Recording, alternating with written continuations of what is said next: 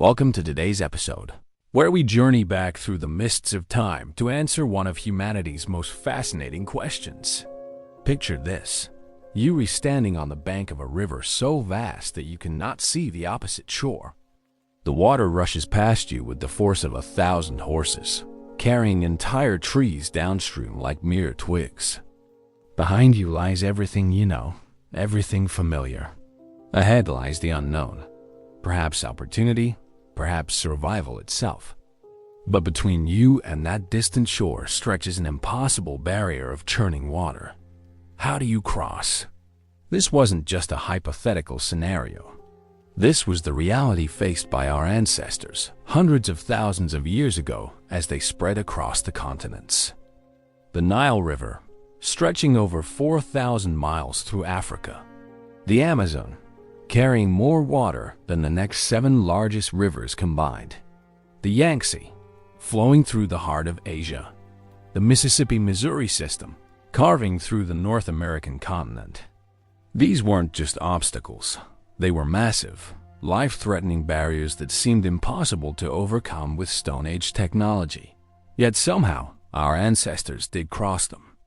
They not only survived these encounters with nature's most powerful forces, but thrived because of them. The story of how early humans conquered the world's longest rivers is a testament to human ingenuity, courage, and the relentless drive to explore. It's a story written in ancient stone tools found on distant islands, in cave paintings depicting reed boats, and in the DNA of populations separated by vast waterways. Today, we're going to unravel this incredible mystery and discover how our ancestors achieved what seemed utterly impossible. Chapter 1. The African Departure. The story begins in East Africa, roughly 200,000 years ago, where Homo sapiens first emerged as a distinct species. But this isn't a tale about humanity's origins. It's about humanity's escape. For over 100,000 years, modern humans remained confined to Africa, developing their intelligence, refining their tools, building their social structures. They were ready to explore the world beyond their continent, yet something held them back. That something was a wall of death, a barrier so formidable that it kept our species trapped for millennia.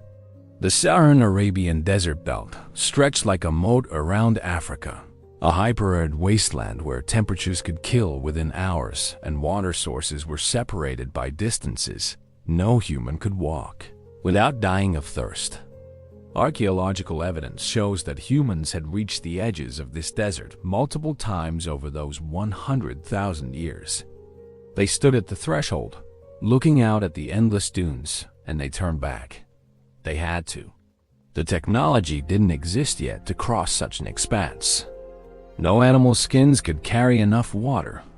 No tools could dig deep enough to find underground aquifers. The desert was an absolute barrier, as effective as any ocean and far more deadly.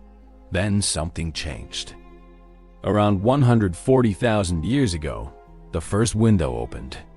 Scientists studying cave formations in the Negev desert discovered something remarkable. The stalactites and stalagmites in these caves contain chemical signatures, isotopes of oxygen that tell us exactly what the rainfall was like when they formed. What they found was astonishing. Between 140,000 and 110,000 years ago, the northern approaches to Africa received rainfall unlike anything seen before or since. The monsoons, those seasonal wind patterns that bring life-giving rain to Asia and Africa, had shifted. Changes in Earth's orbital parameters, the tilt of our axis, and the eccentricity of our orbit had brought the northern hemisphere closer to the sun during summer months. This intensified the heating of the land, which created stronger temperature differentials with the oceans, which in turn strengthened the monsoon winds. These winds, laden with moisture from the Indian Ocean and the Mediterranean, pushed northward into regions that were normally bone-dry. Rain fell in the Sinai Peninsula. It fell in the Negev Desert. It fell across the Arabian Peninsula. And where rain fell, life exploded. Within a generation, perhaps two, the desert transformed. Grasses sprouted from seeds that had lain dormant for thousands of years. Acacia trees took root in wadis that suddenly flowed with water, and animals followed the vegetation northward. Fossil evidence from this period is staggering. In the Arabian Desert of what is now Saudi Arabia, scientists have found the bones of hippopotami, those water-loving giants that today are restricted to the rivers and lakes of Central Africa. Finding their fossils in Arabia is like finding penguin bones in the Sahara. It tells us the landscape was fundamentally different.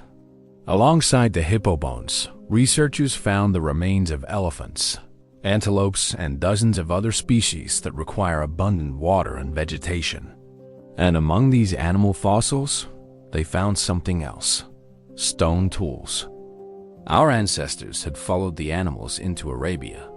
But this first migration wasn't the success story we might imagine. Genetic evidence tells us that modern humans outside Africa don't descend from these early pioneers.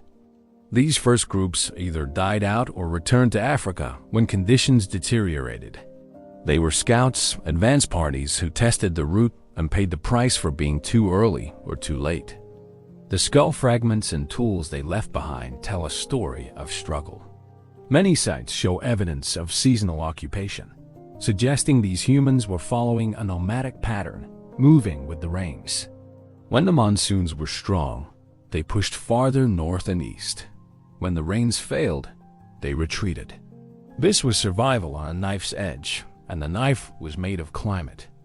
The human groups that attempted these early migrations were small, probably no more than a few dozen individuals traveling together. They needed to be mobile, needed to travel light. Everything they owned had to be carried on their backs or in their hands. They followed game trails, reading the landscape for signs of water. A line of green vegetation in the distance meant a wadi or spring. The tracks of animals converging from multiple directions meant a permanent water source. The flight patterns of birds at dawn and dusk told them where water could be found. These early migrants faced challenges we can barely comprehend. They were entering landscapes they had never seen, pursuing animals they had never hunted, drinking from water sources that might be seasonal or permanent, clean or contaminated. Every decision could mean life or death. Camp near a water source, and you might face competition from hippos, crocodiles, or human groups who claimed that territory. Camp too far from water, and your children might die of thirst before you find the next source. The tools they carried were sophisticated for their time, but primitive by our standards. Hand axes made from flaked stone could butcher animals but not kill them from a distance. Wooden spears, fire-hardened at the tip, were effective against smaller prey, but dangerous to use against large animals. Everything required getting close, required risk. And in these new landscapes, filled with unfamiliar predators, that risk multiplied. Yet despite the dangers, despite the failures, despite the deaths, they kept trying. Something in the human spirit, something in our nature, demanded that we explore beyond the horizon. Perhaps it was population pressure in Africa, groups fragmenting and searching for new territories. Perhaps it was curiosity, the same trait that would eventually carry us to every corner of the globe. Or perhaps it was simply necessity. Climate change in Africa during this period made life difficult in many regions, pushing groups to search for better conditions. Whatever the motivation, the attempts continued. And eventually, conditions aligned perfectly. The monsoons strengthened to their maximum intensity. The Green Corridor opened fully, stretching from the Horn of Africa through the Sinai, across Arabia, and all the way to the Persian Gulf and beyond. The window was open, and this time, some groups made it through. Chapter 2. Reading the signs. The humans who successfully navigated the monsoon routes weren't just lucky. They were observers of exceptional skill. They had to be. In an environment where conditions could shift dramatically from year to year, survival depended on reading the landscape, the sky, the behavior of animals, and the patterns of water with precision that would impress modern meteorologists. These weren't primitive people stumbling blindly into new territories. They were sophisticated naturalists who understood their environment with an intimacy we've largely lost in our climate-controlled modern world. Consider what they needed to know. First, they had to recognize the signs that a monsoon season would be strong or weak. They couldn't predict this with satellite imagery or computer models, but they could observe patterns. A particularly wet winter in North Africa often preceded a strong summer monsoon, as increased soil moisture and vegetation created feedback loops that enhanced rainfall. Heavy snowfall in distant mountains, visible as bright white peaks on the horizon, meant rivers would run full when summer came and the snow melted. The behavior of migratory birds provided another crucial signal. Species that flew between Africa and Eurasia timed their movements to coincide with optimal conditions. When these birds appeared earlier than usual, when their flocks were larger, when they flew with obvious purpose toward the north, experienced human observers would have recognized these as signs that the monsoons were building strongly. They literally followed the birds, trusting that these creatures, with their innate sensitivity to atmospheric pressure and seasonal change, would lead them toward regions of abundance. But reading the macroclimate was only the beginning. On a journey that might last months or even years, moving through hundreds of kilometers of varied terrain, travelers needed to identify water sources with remarkable precision. In some cases, this was obvious. Rivers flowing on the surface, lakes visible from a distance, the sound of waterfalls echoing through valleys. But more often, water was hidden, and finding it required expertise. Ancient travelers learned to read vegetation patterns. Certain types of grass grew only where groundwater was relatively close to the surface. Acacia trees with particularly lush foliage indicated permanent water sources below ground. Reeds and papyrus meant standing or flowing water, and their density told experienced eyes how much water was present. They observed animal behavior with scientific precision. Game trails converging from multiple directions toward a single point almost always meant water at that convergence. The timing of animal movements told stories too. Elephants, with their prodigious water requirements, would travel to water sources at predictable times. By following elephant tracks in the early morning, human groups could often find water sources they might otherwise have missed. Birds, particularly doves and sandgrouse, flew in straight lines toward water at dawn and dusk. Following their flight paths was a technique that worked across different landscapes and climates. Even insects provided clues. Swarms of mosquitoes meant standing water nearby. The absence of flies in certain areas during the day suggested cooler, moister conditions, possibly near a spring or in a canyon where water collected. The landscape itself spoke to those who knew its language. Certain types of rock formations indicated higher probability of springs. Limestone areas often contained caves where water collected and could be accessed even during dry spells. Wadis, those dry riverbeds that could remain waterless for years, were highways for travel because they represented the lowest elevation in the landscape, and thus the most direct routes through difficult terrain. But more importantly, they were the first places where water would appear when rains came. A group caught in a wadi when distant rains caused a flash flood could be killed within minutes. But a group camped safely above a wadi, watching it carefully, would be the first to access water when the seasonal rains began. Then there was the knowledge of seasonal timing, knowledge that had to be perfect to survive. The monsoons didn't arrive on a schedule you could mark on a calendar. They varied by weeks or even months from year to year. Arriving too early in a region meant finding it still dry, finding game animals not yet present, finding water sources not yet replenished. Arriving too late meant missing the peak conditions, finding grazing areas already depleted by other animal populations, finding water sources beginning to dry up. This timing required an understanding of the annual cycle that went beyond simple memorization. It required pattern recognition across multiple variables: the angle of the sun at different times of year, the length of days, the constellations visible at night, the flowering patterns of certain plants, the breeding cycles of animals, and the correlation between all these factors and the arrival of the monsoons. Some scientists believe early humans developed proto-calendar systems specifically for tracking these patterns. Not written calendars, obviously, but mental models passed down through oral tradition, perhaps aided by physical markers. Specific rocks where the sunrise occurred on the day they should begin moving toward the next water source. Notched sticks or knotted cords that counted days. Or accumulated knowledge of how many nights must pass between certain celestial events and the expected arrival of rains. This knowledge was survival, and it was probably held by specific individuals within each group.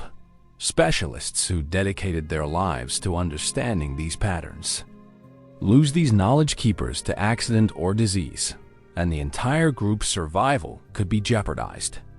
We have evidence for this kind of specialized knowledge preservation in modern hunter-gatherer societies, where certain individuals are recognized as having exceptional environmental knowledge and are specifically taught from childhood to maintain these traditions. The sophistication of this environmental reading becomes even more impressive when we consider that many regions along the monsoon routes received rainfall only during narrow seasonal windows. In some areas, 90% of annual rainfall occurred during a period of just 2 or 3 months. Time your movement to arrive during those months, and you found paradise. Arrive 3 months late, and you found a death trap. Archaeological sites in Arabia show clear evidence of this seasonal occupation pattern. Certain locations were used intensively during specific seasons, then abandoned for months at a time. The stone tools left at these sites, the bones of animals hunted and consumed, and the remains of hearths all tell us that groups returned to the same locations year after year when conditions were right, then moved on when the season changed. This seasonal movement required extensive geographical knowledge. Groups needed to know not just where they were, but where they needed to be at specific times of year. They were following circuits, migration routes that could span hundreds of kilometers. Time to take advantage of peak resource availability in different locations during different seasons. This is the opposite of aimless wandering. This is sophisticated ecological strategy. And perhaps most remarkably, this knowledge had to be transmitted across generations while the groups were actually migrating, moving through new territories, encountering new challenges. There were no schools, no written records, no GPS coordinates. Everything had to be learned through observation, instruction from elders, and personal experience. Make too many mistakes while learning, and you didn't get a second chance. Chapter 3. The green corridors. When the monsoons were at their strongest, the landscape transformation was almost magical in its speed and completeness. Modern studies of similar environments show that when adequate rainfall returns to arid regions after drought, the recovery can be explosive. Seeds that have remained dormant in the soil for years germinate within days of the first rain. Within weeks, what was bare ground becomes covered with vegetation. Within months, the landscape is unrecognizable. For early humans experiencing this for the first time, watching the desert bloom must have seemed like a miracle, a validation of their decision to venture into these unknown territories. The green corridors that formed during peak monsoon periods were not uniform. Different elevations, different soil types, different drainage patterns created a patchwork of microenvironments, each with its own ecology, its own opportunities, its own challenges. In the lowlands, where water collected in seasonal lakes and permanent wetlands, the environment resembled the African savannas that humans knew well. Tall grasses provided grazing for large herbivores. Acacia trees offered shade and edible seed pods. Water birds arrived in vast flocks, their eggs providing easy protein for human groups who knew where to look. But these lowland areas also posed dangers. Mosquitoes bred in the standing water, potentially carrying diseases like malaria. Larger predators, drawn by the abundant prey animals, made these areas competitive and dangerous. Humans had to share these prime locations with lions, hyenas, and other carnivores that were faster, stronger, and better armed than any human. The uplands offered different opportunities. Ridges and plateaus received less rainfall than valleys, but what they lacked in water abundance, they made up for in safety and visibility. Camping on higher ground meant you could see approaching dangers, whether those dangers were rival groups, predators, or the ominous clouds of an approaching storm that might bring flash flooding to the valleys below. The vegetation on these uplands was different too, more scrubland than grassland, supporting different animal species. Mountain gazelles and wild sheep, adapted to steep terrain, could be found here, animals that lowland humans might not know how to hunt effectively. Learning the behavioral patterns of these new prey species was essential for survival. Then there were the wadis, those dry riverbeds that became temporary rivers during the monsoon season. Wadis were absolutely crucial to long-distance travel through the Arabian Peninsula and adjacent regions. During dry seasons, they provided the easiest walking routes through mountainous terrain. Their channels carved by ancient floods into relatively level pathways through otherwise impassable landscape. But more importantly, wadis were lifelines during the monsoon season. When rains fell in the mountains, water would flow down these channels, filling natural basins, creating temporary pools that could last weeks or even months after the rain stopped. An experienced traveler could find water in a wadi long after the surrounding landscape had dried out, simply by knowing where to look. Archaeological evidence reveals the strategic importance of wadis to early migrants. Sites located near the confluences of multiple wadis, where several dry channels came together, show evidence of repeated occupation over thousands of years. These confluences were valuable real estate, places where water from multiple drainage areas could be accessed, where game trails converged, where the probability of finding resources remained high even during less favorable years. Modern surveys using satellite imagery have mapped thousands of ancient wadi systems across the Arabian Peninsula. And remarkably, many of the archaeological sites discovered along these dry channels date to the periods when monsoons were strongest, confirming that humans were actively using these corridors during the windows of opportunity the climate provided. The green corridors weren't just single routes, but networks, interconnected pathways that offered multiple options for travel. If water failed in one area, groups could shift to adjacent routes. If conflict with other humans or dangerous wildlife made one corridor untenable, alternatives existed. This redundancy was probably crucial to success. Groups that rigidly stuck to a single route were more vulnerable to local failures, whether those failures were climatic, ecological, or social. The flexibility to adapt, to reroute, to try different pathways was another survival advantage. But flexibility required knowledge. You couldn't divert to an alternate route if you didn't know it existed, didn't know where it led, didn't know what resources it offered. This is where we start to see evidence of something remarkable: information networks between human groups. Not all the humans moving through these corridors were part of the same extended family or band. Groups that met at resource-rich locations, like permanent springs or seasonal lakes, would have exchanged information, whether deliberately or inadvertently.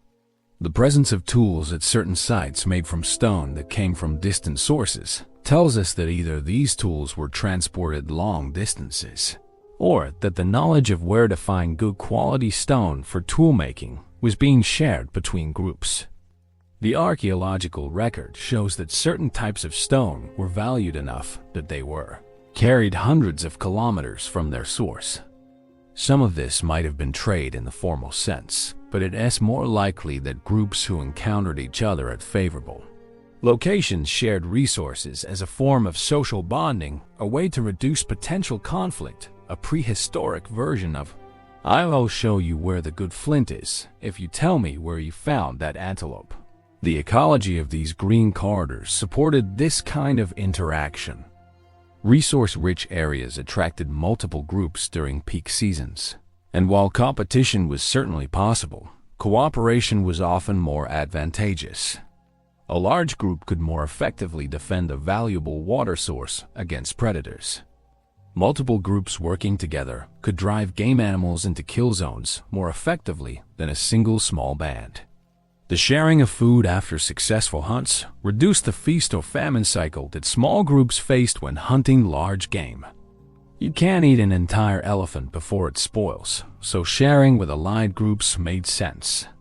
This cooperative tendency, this ability to form alliances and share resources, might be one of the most important adaptations that allowed humans to succeed where other hominins had failed. Neanderthals and other human species also ventured beyond Africa, but they didn't spread as widely or as successfully as Homo sapiens. Why? Part of the answer might be that we were better at cooperating with non-relatives, better at forming flexible social networks that could adapt to changing circumstances. But there was a dark side to these interactions too. Not all encounters between groups were friendly. Competition for prime locations could be fierce. Evidence from some archaeological sites suggests violence between human groups, though interpreting this evidence is challenging. A skull with trauma could indicate interpersonal violence, accidental injury, or even ritual practice. What is clear is that humans had to navigate a complex social landscape as they moved through these corridors. Every group encountered was a potential ally, a potential competitor, or a potential threat. Reading social situations correctly was as important as reading the weather or the landscape. Make friends where you should have stayed defensive, and you might lose your resources or your life. Treat potential allies as enemies, and you miss opportunities for cooperation that could mean the difference between success and failure. Chapter 4. The Deadly Timing. The window of opportunity that the monsoons provided wasn't just narrow. It was treacherous. The same climate dynamics that opened these green corridors could slam them shut with devastating speed. Understanding the timeline of these changes is crucial to understanding why some migrations succeeded, while others failed catastrophically. Modern climate records reconstructed from ice cores, ocean sediments, and cave formations revealed that the strength of the monsoons fluctuated dramatically over relatively short timescales. A period of strong monsoons might last anywhere from a few decades to a few centuries. That sounds like a long time, long enough for many generations of humans to make the journey. But remember, these ancient migrants couldn't move at modern speeds. They were walking, carrying everything they owned, dependent on finding food and water along the route, stopping to hunt, stopping to gather, stopping to give birth and care for infants. A journey from East Africa to the Persian Gulf, traversing perhaps 3,000 kilometers, might take years for a small group moving carefully through unknown territory. And that assumes everything went well. Injury, illness, pregnancy, conflict with other groups, encounters with dangerous animals, all these could slow progress or force stops of weeks or months. Now consider what happened when a group was partway through their journey and the climate shifted. The initial signs would have been subtle. Perhaps the summer rains were lighter than expected. Perhaps the springs that had been flowing strongly began to reduce their output. Perhaps the game animals, always moving to track the best grazing, started shifting their patterns, moving away from the route the human group was following. These changes wouldn't happen overnight. Climate shifts occurred over years or decades. But from the perspective of people actually living through it, the deterioration would have been inexorable and terrifying. Water sources that had been reliable began to fail. The group had to range farther from their main route to find water, eating into the time and energy they needed for forward progress. Game became scarcer. Hunting expeditions that once returned with food now came back empty-handed more often than not. The vegetation changed. Plants that had been important food sources became rare or disappeared entirely. The group faced an impossible choice: press forward toward an uncertain future, or attempt to return to regions they knew, retracing a journey that had already pushed them to their limits. Many groups probably chose to turn back. The absence of their genetic legacy in modern populations suggests they either died attempting to return to Africa or, if they made it back, failed to leave a lasting demographic impact. We'll never know their names, never know their stories. They become invisible in the archaeological record, their bones scattered across a landscape that has since returned to desert, their last campsites buried under sand dunes. But some groups made a different choice. They pushed forward, gambling that conditions would improve, that new water sources existed ahead, that the green corridor extended farther than the deteriorating conditions behind them suggested. This was a bet-the-tribe decision. Get it right, and you pioneer new territories, become the ancestors of vast populations. Get it wrong, and your lineage ends. The archaeological evidence suggests that timing was everything. Groups that traversed the green corridors during the absolute peak of monsoon intensity had the highest success rates. The evidence for this comes from dating techniques applied to archaeological sites across the Middle East and Arabia. Sites that date to the periods of maximum orbital forcing when Earth's tilt and orbital eccentricity combine to create the strongest possible monsoon conditions, show more extensive evidence of human occupation. These weren't just temporary camps. These were locations where humans stayed long enough to leave substantial archaeological deposits, suggesting they weren't just passing through, but actually living successfully in these environments. Contrast this with sites dating to periods when the monsoons were declining. These sites show more sporadic occupation, smaller tool assemblages, less evidence of long-term habitation. The humans who attempted to use these corridors during suboptimal times faced much greater challenges. They succeeded sometimes, but the margin for error was smaller. Every miscalculation, every piece of bad luck had greater consequences. Then there were the catastrophic climate events, the sudden shifts that could occur within a single generation. The climate of the Pleistocene wasn't gradually shifting. It was volatile, prone to rapid changes that modern humans have never experienced. A strong monsoon period could be interrupted by a dry spell lasting a decade or more, then resume, then fail again. These fluctuations were driven by complex interactions between ocean currents, ice sheet dynamics in the northern hemisphere, and atmospheric circulation patterns. For humans caught in the middle of a migration when one of these rapid shifts occurred, the results were likely catastrophic. Imagine a group that had traveled for years through the green corridor, becoming intimately familiar with a landscape of rivers and grasslands. Their knowledge carefully accumulated about where to find water during different seasons, where game animals congregated, which plants were edible. Now imagine that landscape transforming over just a few years, the rains failing, the rivers drying up, the grasslands withering, the game animals migrating away or dying off. All that carefully accumulated local knowledge becoming useless. This is what climate scientists call a regime shift, a fundamental change in ecosystem state. And regime shifts were probably the largest killers of human populations during these ancient migrations. We have evidence for these catastrophic failures in the genetic record. Modern studies of human DNA show what geneticists call bottlenecks, periods when the effective population size of humans dropped dramatically. One such bottleneck occurred around 70,000 years ago, roughly corresponding to a period of severe climate deterioration, including the eruption of Mount Toba in Indonesia, one of the largest volcanic eruptions in Earth's history. The ash from that eruption cooled the planet for years, weakening monsoons, triggering droughts across Asia and Africa. Human populations crashed. Genetic diversity dropped so low that scientists estimate the global population of Homo sapiens might have fallen to as few as 10,000 individuals, and possibly much lower. These were the survivors, the ones who endured the climate catastrophe. How many groups attempting migrations during this period simply died out entirely? We'll never know. They left no genetic trace because none survived to reproduce. The timing challenges weren't just about long-term climate shifts. There were also seasonal dangers that could kill even during periods of generally favorable climate. Flash flooding was probably a major killer.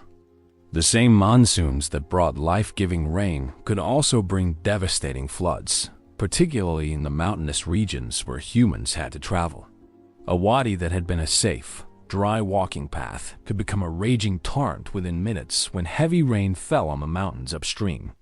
Modern statistics from monsoon regions show that flash floods kill thousands of people annually, even in our era of weather forecasting and warning systems. For ancient humans with no ability to predict or prepare for these sudden events, the toll must have been severe. Archaeological evidence supports this. Some sites show evidence of catastrophic flooding events, with archaeological layers that contain human artifacts suddenly buried under meters of flood deposits. These represent moments when human groups were caught by rising waters, their campsites inundated, their possessions scattered or buried. Whether the people themselves escaped these floods is unknown, but the disruption to their lives would have been severe. Chapter 5. The Predator Gauntlet. The green corridors created by the monsoons didn't just attract humans. Every animal that required water and vegetation to survive was drawn to these temporary paradises, including the apex predators that specialized in hunting those animals. For early humans attempting to traverse these routes, the abundant wildlife was both opportunity and threat. The opportunity was obvious. Game animals in unprecedented numbers, protein literally walking past your camp. The threat was equally clear. You were prey as much as predator, and many of the creatures sharing these corridors viewed humans as food. The predator assemblage of Pleistocene Africa and Arabia was terrifying in its diversity and capability. Modern humans encountered dangerous animals occasionally in specific locations. Our ancestors lived among them constantly. Every day involved navigating a landscape where multiple species were capable of killing and eating humans. And they did. The fossil record preserves direct evidence of this predation.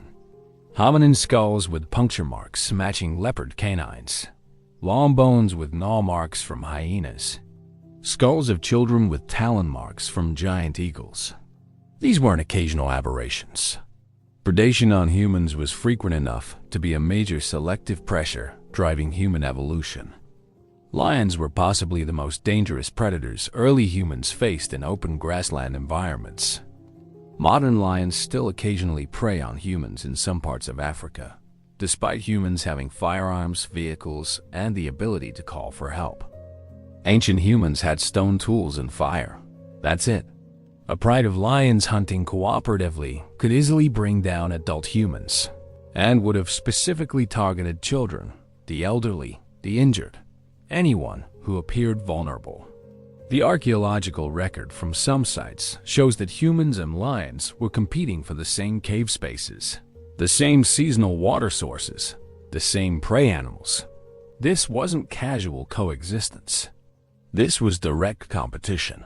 But lions were predictable. They hunted primarily at night, using darkness as cover for their ambushes. They avoided human groups when those groups were large, alert, and defensive. Leopards were more insidious. These solitary hunters were ambush specialists who hunted at any time of day or night. They were excellent climbers, capable of attacking from trees. They were patient, willing to stalk prey for hours before striking. And they specifically targeted primates, including humans. Modern studies of leopard hunting behavior show that baboons, monkeys, and even gorillas form significant portions of their diet in some regions. Early humans would have been equally attractive prey, particularly children sleeping apart from the main group or individuals straying too far from camp. The evidence suggests leopards were responsible for more hominin deaths than any other single predator species. Dozens of fossil sites across Africa show leopard predation marks on hominin remains. Hyenas presented a different kind of threat. Unlike cats, which typically killed their prey before feeding, hyenas often began feeding on prey while it was still alive. Their bone-crushing jaws could pulverize human skulls. Their pack-hunting tactics could overwhelm even alert, defended groups. Hyenas were also competitors for food, willing to confront humans to steal kills. Modern human-hyena conflicts in Africa sometimes result in severe injuries or deaths, and this is with humans having significant defensive advantages. Ancient humans facing hyenas with only stone-tipped spears were at severe disadvantage. Then there were the now extinct megapredators, species that don't exist anymore, but were very much present during the period of human migration. Giant hyenas, species like Pachycrocuta that stood over a meter at the shoulder and weighed more than modern lions, roamed East Africa during the exact period when humans were first attempting to venture out. These animals could crush bones that modern hyenas couldn't touch, could take down prey much larger than humans with ease. Saber-toothed cats, multiple species with varying hunting strategies, were present across the migration routes. These weren't the massive, slow-moving predators often portrayed in outdated reconstructions. Modern analysis suggests they were agile ambush predators that used their specialized teeth to deliver precise, devastating wounds to major blood vessels. A human attacked by a saber-tooth would bleed out rapidly. Cave bears, standing 3 meters tall on their hind legs, occupied many of the caves that humans needed for shelter. Confronting a cave bear to claim a cave was an act of desperation that sometimes ended badly for the humans. But perhaps the most dangerous predators weren't the large carnivores. They were the small ones you couldn't see. Crocodiles lurked in every river and lake, waiting for moments of inattention. A person bending to collect water, a child playing at the shore, an adult crossing what appeared to be a shallow stream, all were potential prey. Crocodiles killed silently, rapidly, often before anyone nearby realized an attack was happening. The death roll, the terrifying rotation crocodiles used to drown and dismember prey, would have been familiar to every human group that lived near water. Snakes were everywhere. Venomous species that could kill with a single bite. Constricting species that could suffocate an adult human. All were part of the environment. Modern hunter-gatherer groups in tropical regions report that snake bites are one of the most common causes of death, and this is with people who have been living in these environments for generations, who know the snake's behaviors, who know how to avoid them. Early humans entering new territories would have faced unfamiliar snake species, would have had to learn through tragic experience which ones were dangerous. Then, there were the diseases transmitted by parasites and vectors that thrived in the monsoon environments. Malaria-carrying mosquitoes breeding in standing water. Tsetse flies transmitting sleeping sickness. Ticks carrying various diseases. Water contaminated with parasites that cause debilitating intestinal infections. These invisible killers probably claim more lives than all the large predators combined, but they leave little trace in the archaeological record. Humans developed strategies to cope with these threats, strategies that became part of our behavioral repertoire and remain with us today. Fire was the first line of defense. A large fire kept at night discouraged most predators. The light allowed humans to see approaching danger. The smoke reduced mosquito activity. Camping in locations that provided natural defense became standard practice. Elevated areas where you could see approaching predators. Locations backed by cliffs or large rocks that limited directions of attack. Sites near water, but not so close that you were vulnerable while sleeping. The human propensity to seek high ground when threatened probably evolved during this period. Group sleeping arrangements evolved too. Never sleep alone. Never sleep without someone keeping watch. Rotate guard duty through the night. These practices, still found in modern hunter-gatherer societies, probably originated as defenses against predators. Tool innovation was driven partly by predator pressure. Longer spears kept dangerous animals at greater distance. Fire-hardened points could penetrate thick hides. Throwing weapons allowed humans to injure predators from relative safety. The archaeological record shows clear innovation in weapons technology during the period of migrations, suggesting humans were adapting to new threats. Perhaps most importantly, humans learned to cooperate in defense. A single human was prey. A group of humans standing together, wielding weapons, shouting, using fire, presented a much more formidable challenge. Most predators, even large ones, would choose easier prey if humans presented a united defense. This cooperative defense required communication, coordination, courage. It required individuals to stand and fight when every instinct screamed to run. The groups that succeeded in these migrations were those whose members would protect each other, would face down a lion rather than abandon a companion, would share the risks of defense. This might be where human concepts of honor, courage, and loyalty originated. These weren't just nice ideas. They were survival necessities. A group that abandoned its members to predators wouldn't survive long. A group where individuals would risk themselves for others had better odds. The psychological scars of this predator-filled world remain with us. Modern humans experience anxiety in situations that pose threats to our ancestors, even when those threats no longer exist. Fear of darkness, heights, snakes, large animals. These aren't learned behaviors. Children show these fears without being taught.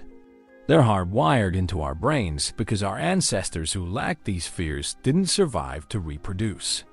The humans who made it through the predator gauntlet of the monsoon routes carried those experiences in their genes, in their behaviors, in the stories they passed down through generations. Chapter 6. The Flood and the Drought. The monsoons brought life, but they also brought death. The same rains that created the green corridors could kill as effectively as any predator, and with far less warning. Understanding the dual nature of monsoon precipitation is essential to understanding why these migrations were so dangerous, why timing was so crucial, why so many attempts ended in disaster. When the monsoons arrived in full force, they didn't arrive gently.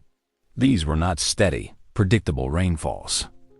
They were torrential downpours, driven by powerful winds, capable of dumping months' worth of rain in a matter of days or even hours. The physics of monsoon rainfall is violent. Hot land creates rising air. That rising air draws in moisture-laden winds from the oceans.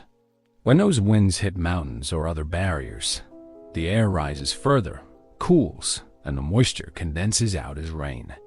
The steeper the terrain, the more violent the rainfall.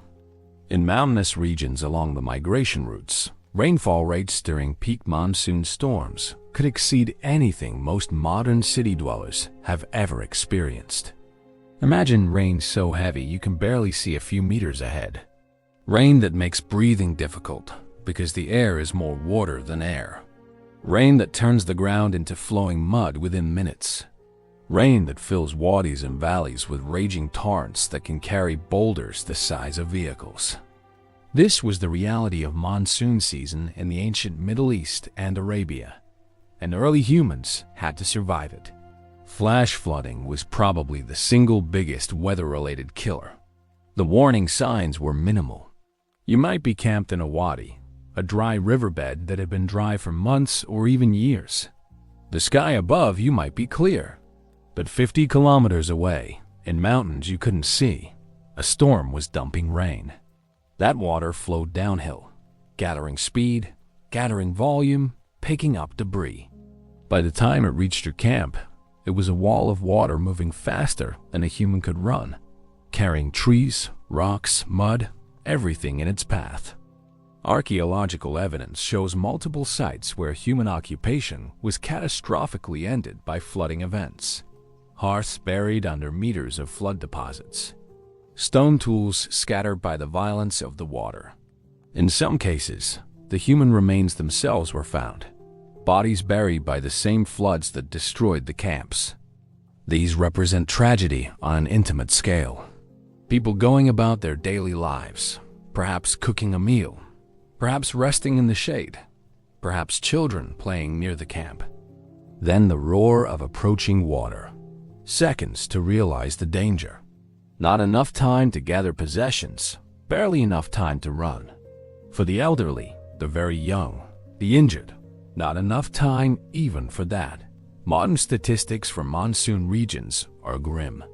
In India, Pakistan, Bangladesh, areas that still experience strong monsoons, flash floods kill thousands of people annually.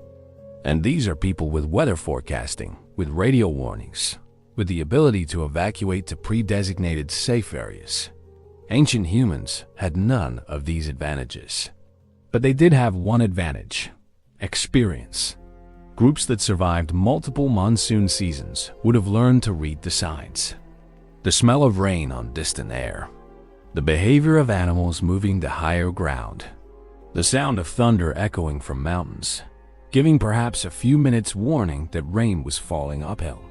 The color and taste of water in a wadi, changing as the first flow from distant rain arrived. Experienced travelers would have known never to camp in the lowest part of a wadi. Always camp on elevated terraces or banks where rising water wouldn't reach. Always have an escape route planned. Always keep track of where the high ground was. These lessons were learned in blood. Learned through watching companions die. Learned through near misses where survival was a matter of seconds or meters. Yet flooding wasn't just a danger. It was also an opportunity. After the floodwaters receded, they left behind gifts. Sediment rich in nutrients, perfect for plant growth. Fish stranded in pools, easy to catch. The moisture that soaked into the ground would support vegetation for weeks or months after the rain stopped. Ancient agriculturalists learned to time their planting to take advantage of flood deposits. Hunter-gatherers learned to time their movements to harvest the bounty that floods created. The archaeological record shows humans repeatedly reoccupying the same flood-prone locations, suggesting the benefits outweighed the risks. Or perhaps that prime locations were worth the danger. Then there was the opposite extreme, drought. When the monsoons failed, when they arrived late or delivered less rainfall than expected, the transformation of the landscape was rapid and brutal. Water sources that had been reliable dried up. Springs that had flowed for years stopped flowing. Lakes began to shrink, becoming increasingly saline as evaporation concentrated minerals. The vegetation died back. First, the annual grasses, which had shallow roots and depended on regular moisture. Then the shrubs and small trees. Eventually, even the deep-rooted acacias showed stress, their leaves yellowing and falling. The animal populations responded to these changes by migrating, following the retreating areas of adequate moisture. Herbivores moved first, tracking the vegetation. Predators followed the herbivores. Humans had to make a choice: follow the migrations or stay and hope conditions improved.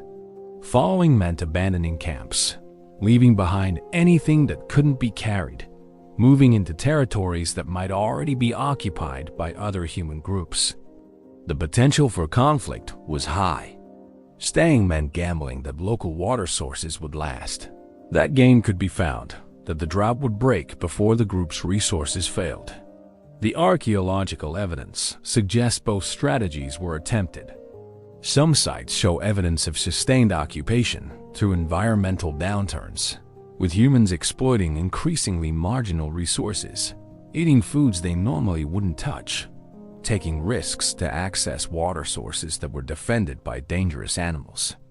Other sites show sudden abandonment, the artifacts of daily life left in place, suggesting rapid departure when conditions became untenable. The droughts created a different kind of danger than floods, a slow-motion crisis where conditions deteriorated gradually but inexorably. Food became scarce first. Hunting success rates dropped as game became rare. People began to lose weight, to weaken. Children suffered malnutrition. The elderly, already marginal in terms of survival probability, began to die. Then the water sources began to fail. Groups that had been able to meet their water needs by traveling a few kilometers now had to range much farther, expending dangerous amounts of energy to bring back enough water to survive. Dehydration set in. Judgment became impaired. Desperation drove people to take increasingly dangerous risks. Some droughts lasted years. Multiple monsoon seasons passing with inadequate rainfall, the landscape degenerating further each year. Groups caught in such conditions faced a grim calculus. The weak would die first. Children, the elderly, the sick. But their deaths actually helped the group's survival odds by reducing the number of mouths to feed and bodies to hydrate. This is a horror that modern societies rarely face, but it was reality for ancient migrants. Then there were the diseases that accompanied both floods and droughts. Flooding brought waterborne diseases. Contaminated water carried pathogens that caused devastating diarrheal illnesses. In modern monsoon regions, cholera outbreaks following floods are common and deadly. Ancient humans, without knowledge of germ theory, without boiling water as a standard practice, without any antibiotics or rehydration therapies, would have been devastated by such outbreaks. The symptoms of severe diarrheal disease include rapid dehydration, electrolyte imbalances, organ failure. Death can occur within hours in severe cases. An outbreak in a small group could kill half the members before running its course. Drought brought different diseases. Concentrated populations around shrinking water sources increased disease transmission. Respiratory infections spread more easily when people were forced into close proximity. Malnutrition weakened immune systems, making people vulnerable to infections they might normally fight off. Skin infections from scratches and injuries became systemic as bodies lacked the resources to heal properly. The psychological toll was also severe. Watching children die of thirst or starvation, making impossible choices about who gets the last of the water. The guilt of survival when others died. The fear that today might be the day your own turn comes. Modern studies of societies experiencing extreme environmental stress show high rates of mental illness, family breakdown, violence. There's no reason to think ancient humans were immune to these psychological consequences.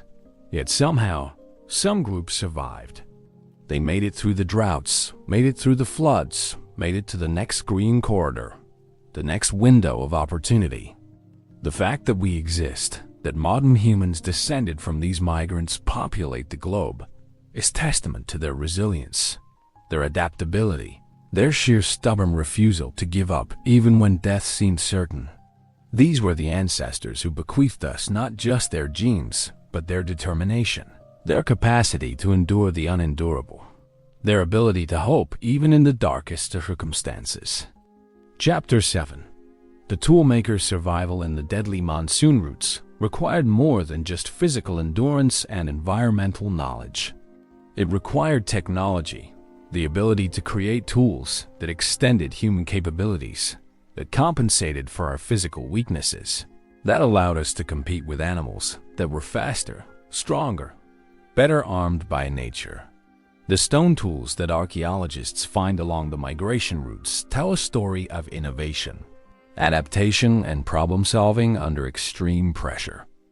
These weren't static artifacts copied mindlessly from one generation to the next. They were evolving technologies, each generation adding improvements, each new environment requiring new solutions. The earliest tools found along the southern route through Arabia date to approximately 125,000 years ago and represent what archaeologists call the Middle Paleolithic or Middle Stone Age technology. These tools were sophisticated for their time, but limited in their capabilities. Hand axes, bifacially flaked to create sharp edges, were multi-purpose implements used for butchering animals, working wood, digging roots. Scrapers removed flesh from hides, shaped wood, processed plant materials. Points, shaped for hafting onto wooden shafts, became spears. This toolkit had been refined over hundreds of thousands of years in Africa, and represented the accumulated knowledge of countless generations. But as humans moved into new environments, these traditional designs faced new challenges. Different types of stone were available along the migration routes. The high-quality flint that African toolmakers were accustomed to wasn't always present. Alternative materials, quartzite, chert, obsidian, had different flaking properties, required different techniques. Toolmakers had to adapt, had to experiment, had to figure out through trial and error how to work with unfamiliar stones. Archaeological sites along the migration routes show evidence of this experimentation. Tool assemblages that include failed attempts, pieces that broke during manufacture, experimental designs that didn't work. These failures are actually more informative than the finished tools because they revealed a learning process, the adaptation happening in real time. The animals that humans hunted in these new territories were different from African game. Different sizes, different behaviors, different defensive capabilities. Weapons that worked well on African plains weren't necessarily optimal for Arabian mountains. This drove innovation in projectile technology. Spears became longer, lighter, more specialized. Some designs emphasize penetration for use against large, thick-skinned animals. Other designs emphasized accuracy for smaller, faster prey. The archaeological record shows diversification in point designs corresponding to new environments and new prey species. But the most crucial innovations weren't in hunting tools. They were in water management and food processing technologies. Desert and semi-arid environments required different survival strategies than the well-watered African heartland. Early migrants had to develop methods for carrying water over longer distances, for finding water in arid landscapes, for extracting maximum nutrition from foods that might be available only seasonally. Evidence for these technologies is harder to find because they often involved perishable materials.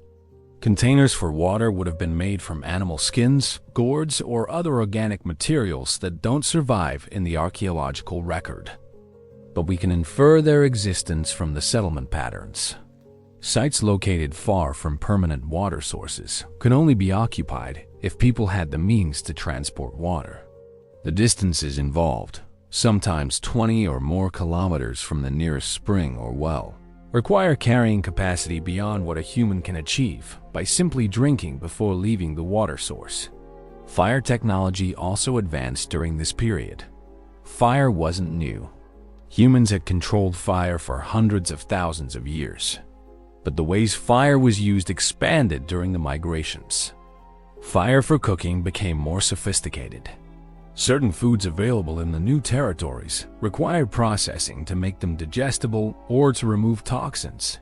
Some plant foods contain toxic compounds that cooking breaks down. Some meat becomes more nutritious and safer to eat when cooked. The archaeological record shows the remains of hearths with specialized structures, suggesting cooking was becoming more than just throwing food into flames. There's evidence for earth ovens, structures where food was buried under hot coals and cooked slowly. This technique makes certain tough, fibrous foods more digestible and allows extraction of nutrients that would otherwise pass through the human digestive system. Fire for signaling became important in open landscapes where groups might be separated by considerable distances. A smoke signal could communicate across tens of kilometers, could warn of danger, could guide separated group members back to camp. The specific knowledge of which materials produced the most visible smoke, which patterns of smoke meant different messages. This was technological knowledge as important as knowing how to make a stone tool. Fire for defense against predators became even more critical in the new environments. Large predators in Arabia and the Middle East included species that were unfamiliar to humans from Africa. Learning which animals were deterred by fire and which were less afraid required experimentation. The archaeological evidence suggests humans deliberately increased their use of fire in areas with high predator density. Sites with numerous hearths, much more fire than needed for cooking alone, indicate fire was being used for protection. Tool specialization also increased. Rather than a single type of scraper used for multiple purposes, the archaeological record begins to show specialized scraping tools. Heavy-duty scrapers for working hides, delicate scrapers for detailed work, end scrapers, side scrapers, each design optimized for specific tasks. This specialization indicates that humans were spending more time and effort on hide processing, probably because clothing and shelter made from animal skins became more important in the very climates they were encountering. The northern migration routes passed through regions with cold winters, something African humans had never experienced. Surviving these winter conditions required clothing, required shelters better than simple windbreaks. The tools for creating these items had to be developed and refined.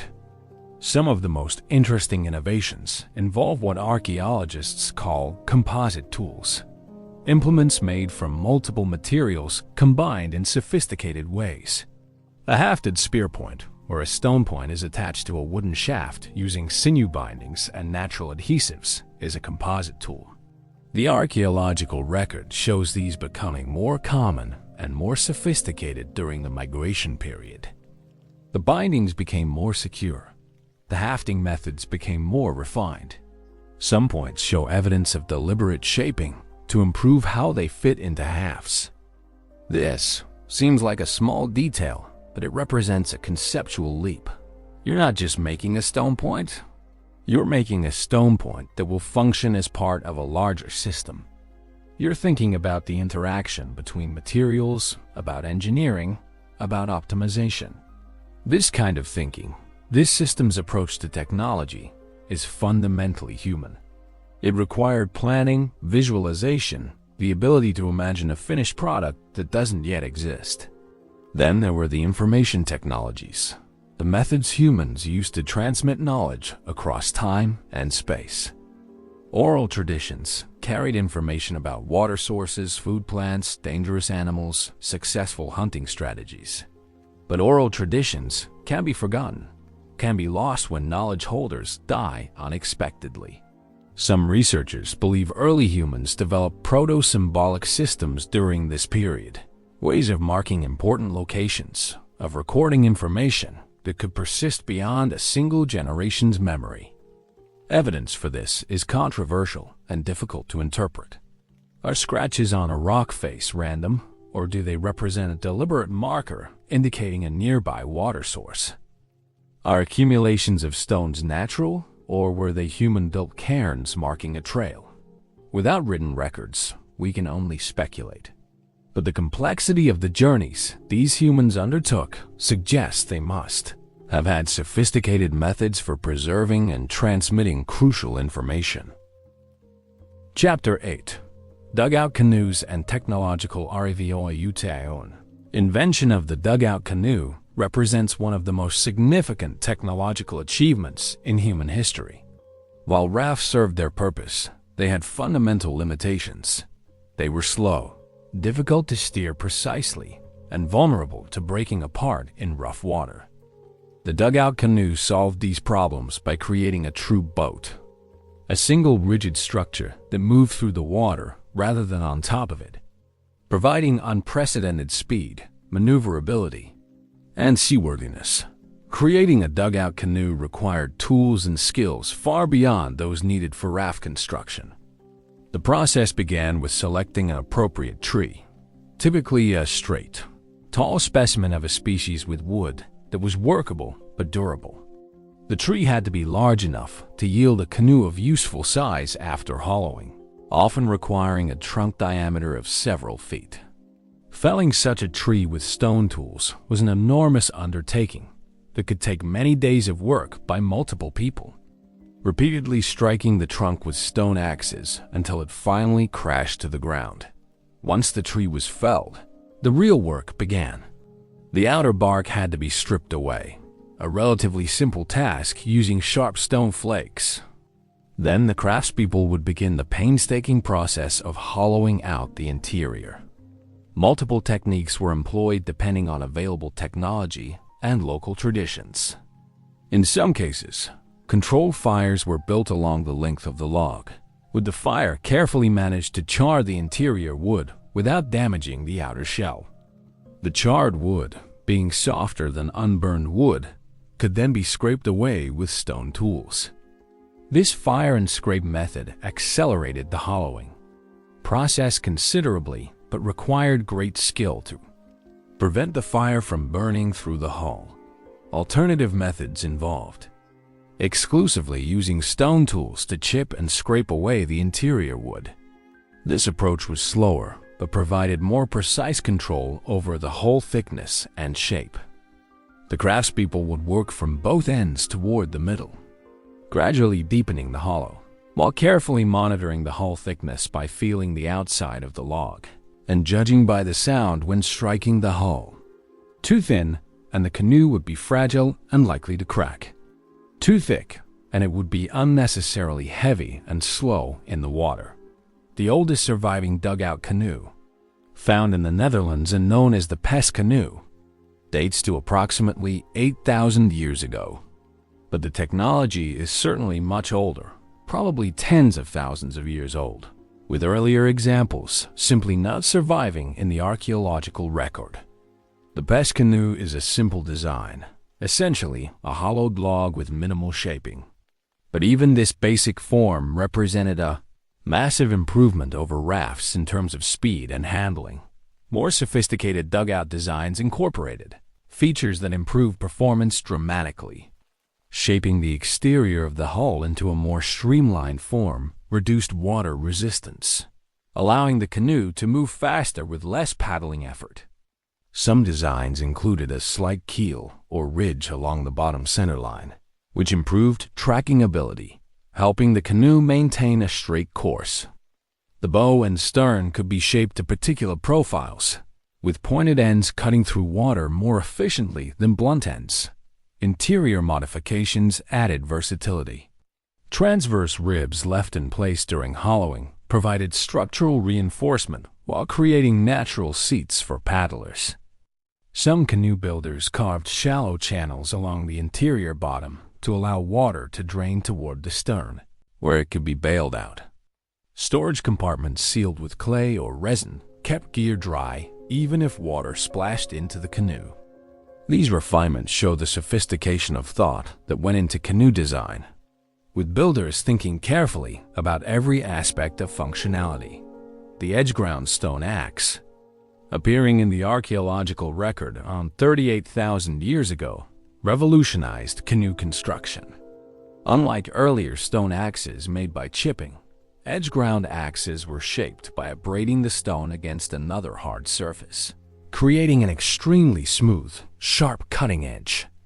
These axes cut through wood far more efficiently, reducing the time needed to fell a tree and hollow a canoe from months to weeks. The improved efficiency made dugout canoes more widely accessible, no longer requiring such enormous investments of time and labor. Experimental archaeology has provided fascinating insights into dugout canoe construction and capability.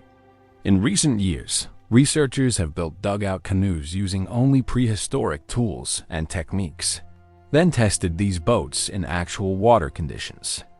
One notable experiment involved building a 7.5-meter-long dugout canoe with edge-ground stone axes, then using it to cross a 110-kilometer-wide strait against one of the world's strongest ocean currents.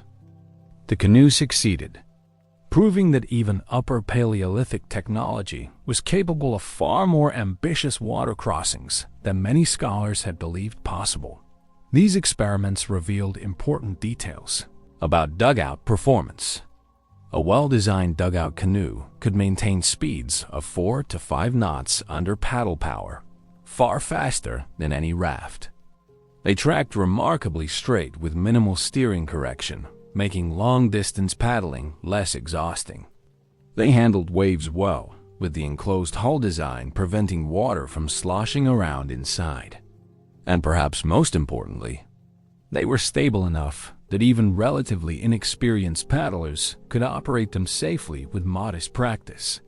The labor investment required for dugout construction created interesting social dynamics. Building a canoe took weeks or months and required coordinated effort by skilled craftspeople. This meant that canoes became valuable property, probably owned communally by families or small groups rather than individuals. Societies that developed efficient canoe construction techniques gained significant advantages in fishing, transportation, and warfare, providing strong incentives for developing and maintaining these skills. Knowledge of canoe building became specialized expertise, likely practiced by master craftspeople, who taught apprentices that maintenance and repair of dugout canoes required ongoing attention. Small cracks could be filled with natural resins or plant fibers mixed with clay.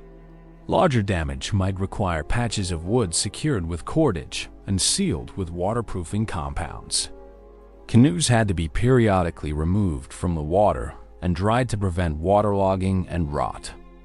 Well-maintained canoes could last for decades, becoming treasured possessions passed down through generations, accumulating histories and significance beyond their practical utility. The impact of dugout canoes on river crossing capability cannot be overstated. Rivers that had been dangerous challenges became routine obstacles that could be crossed quickly and safely. Remote locations previously isolated by water barriers became accessible. Trade routes expanded dramatically as goods could be transported in quantity rather than in the limited amounts possible on rafts. Fishing operations extended into deeper waters and more distant locations. The dugout canoe didn't just improve water travel. It fundamentally transformed the relationship between humans and waterways, turning rivers from barriers into highways. Chapter 9. Reading the River. Traditional canoe. Accumulated knowledge that early humans developed about river behavior represented a sophisticated understanding of hydrology long before anyone had written a textbook on the subject. This knowledge wasn't scientific in the modern sense. It wasn't based on equations or theoretical models. Instead, it was practical, observational wisdom built over countless generations of people whose survival depended on understanding water. The ability to read a river, to predict its behavior, to identify safe crossing points and dangerous areas, was as crucial to successful river crossings as any physical technology. Understanding seasonal patterns formed the foundation of river knowledge. Every major river system has annual cycles driven by rainfall patterns, snowmelt, or monsoons. The Nile's flood cycle, driven by Ethiopian highlands rainfall, was so regular that ancient Egyptians structured their entire calendar around it. The flood arrived around the same time every year, peaked at predictable levels, then receded on a known schedule. Early humans living along the Nile learned these patterns through observation over many years, eventually being able to predict water levels months in advance based on early season indicators. Similarly, rivers fed by mountain snowmelt followed reliable patterns.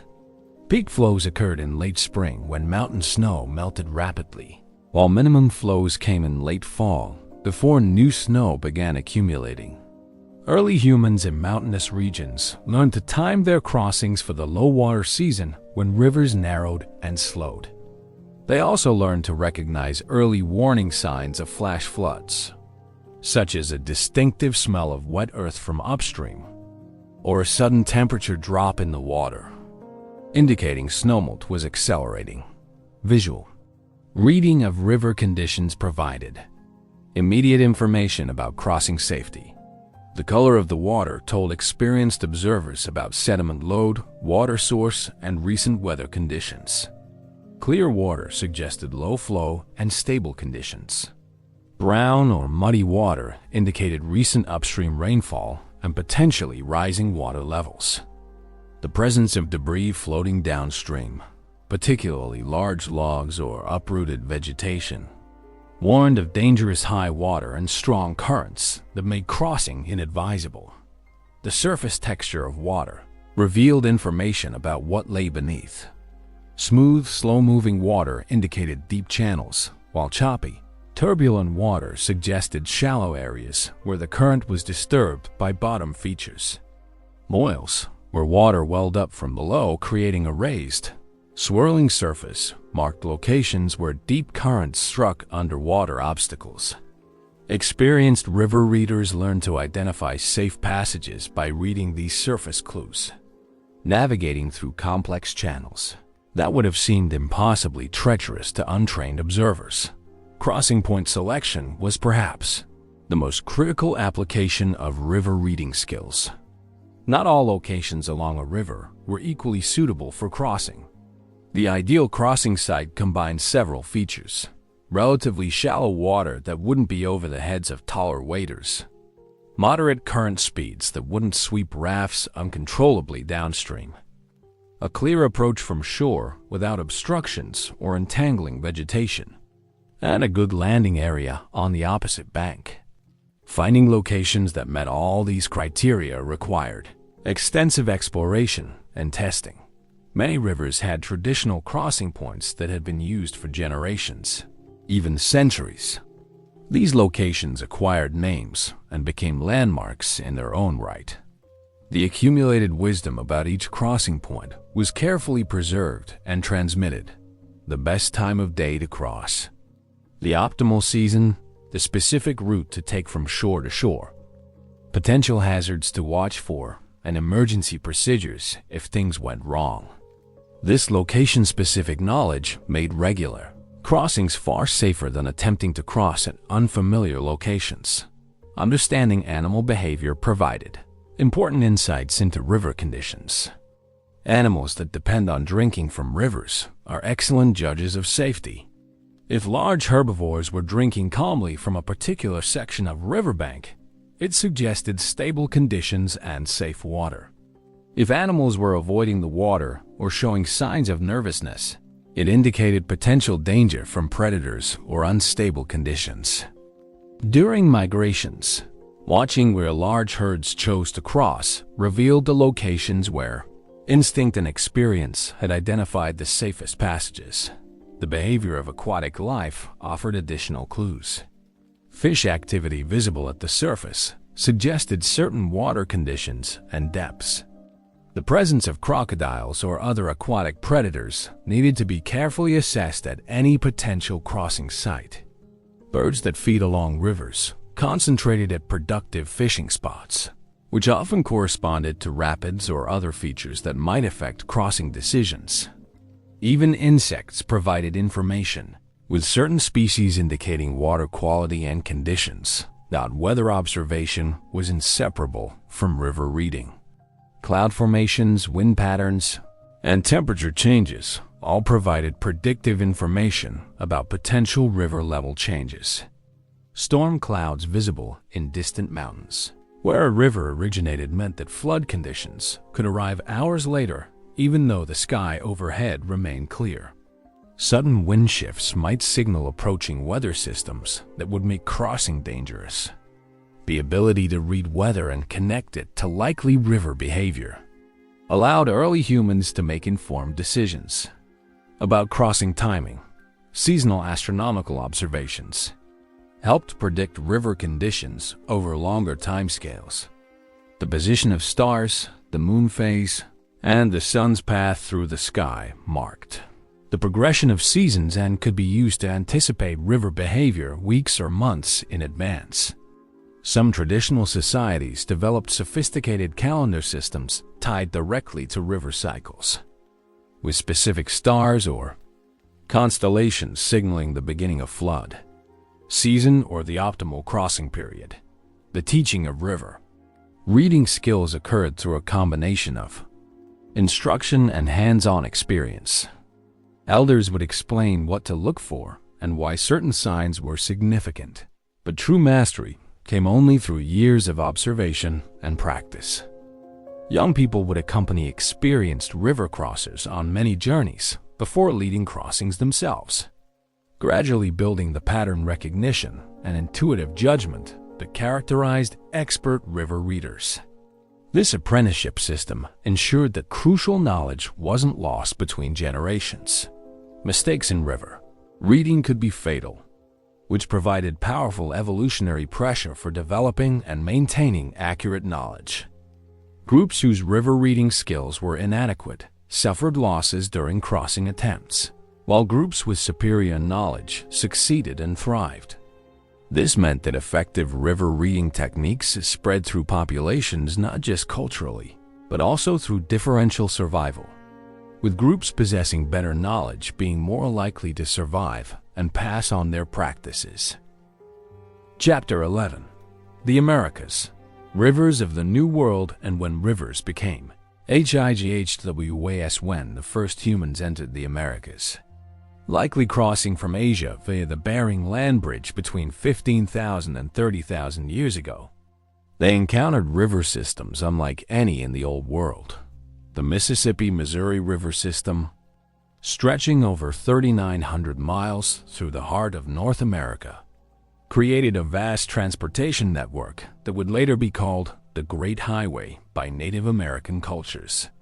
The Amazon River in South America, carrying more water than the next 7 largest rivers combined, presented challenges and opportunities on a scale unprecedented in human experience.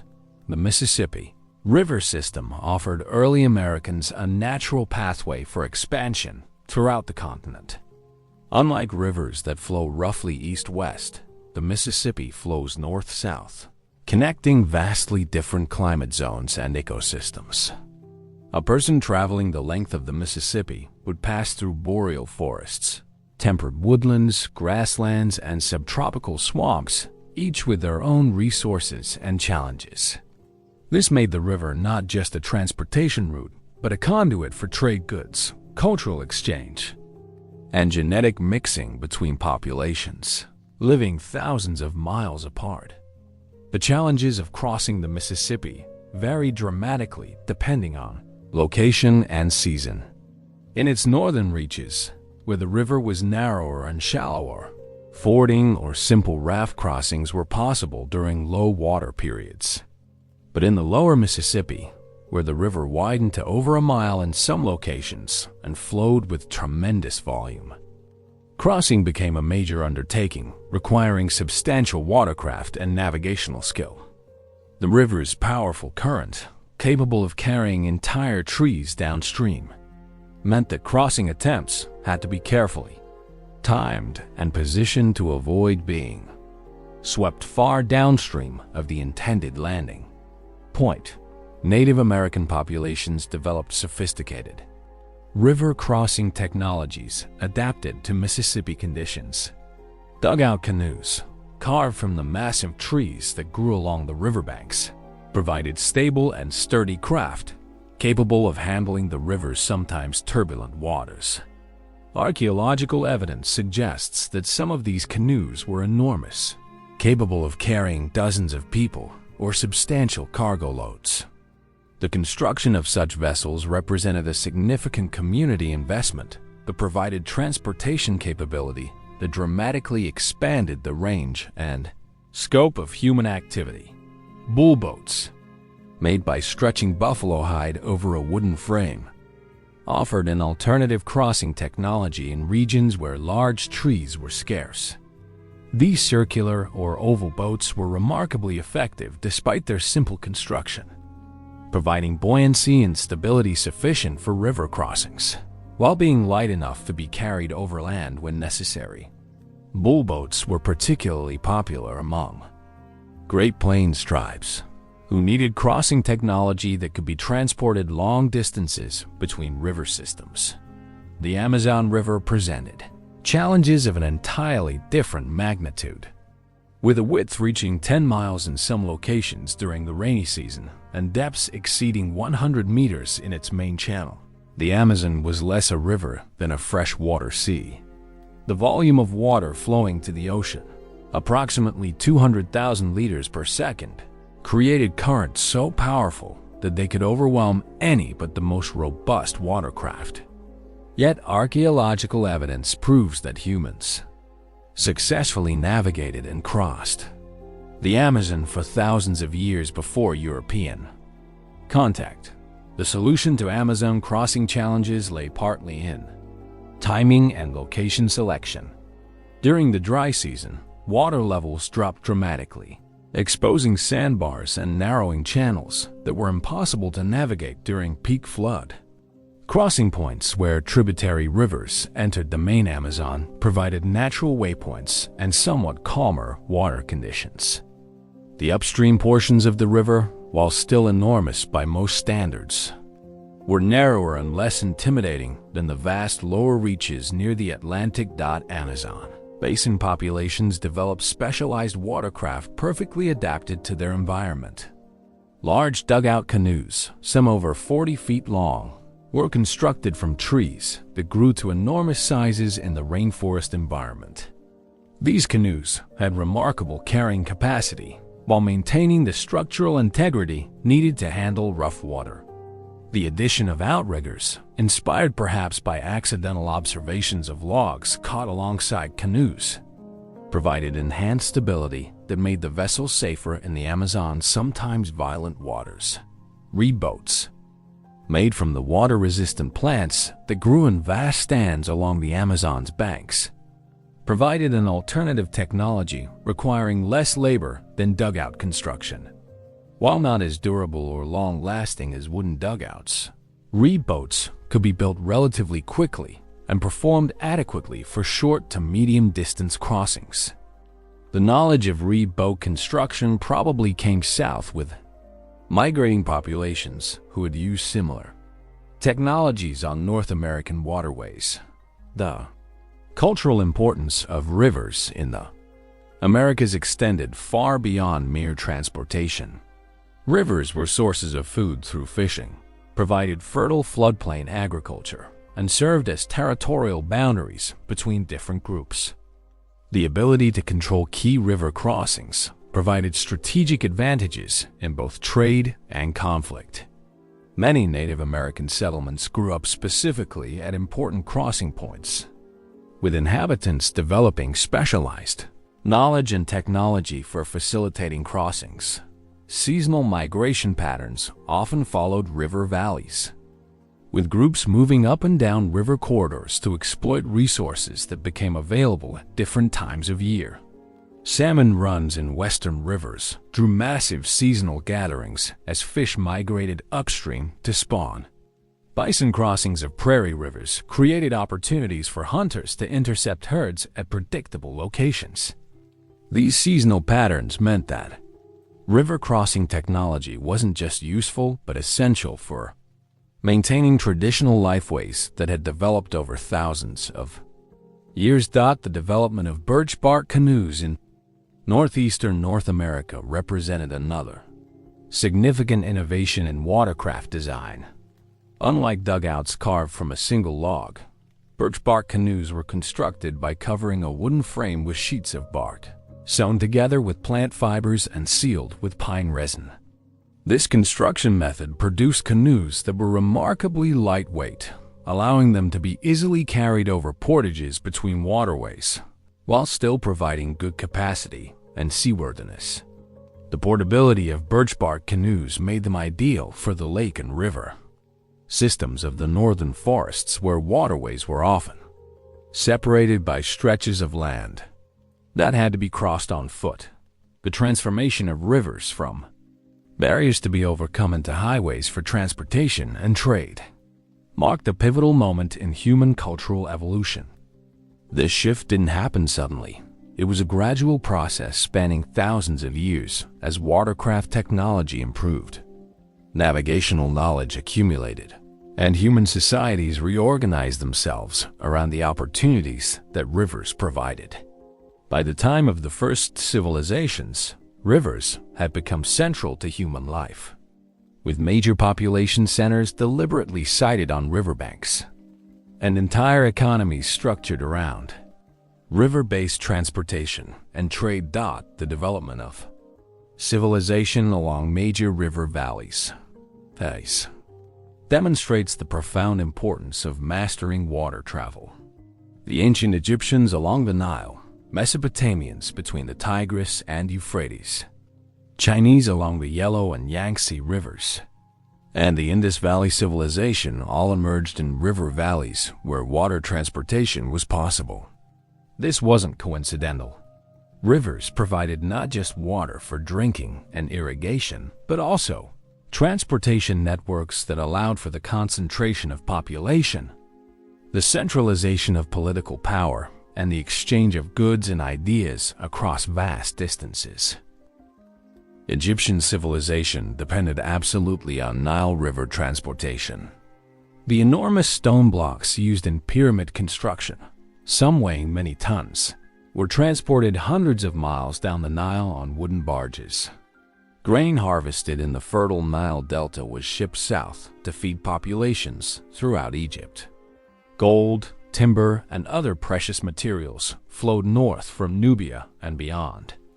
This transportation network made Egypt wealthy and powerful in ways that would have been impossible relying solely on overland transportation. The Egyptians didn't just use the river. They organized their entire civilization around it. The boat. Building technology that made this possible evolved.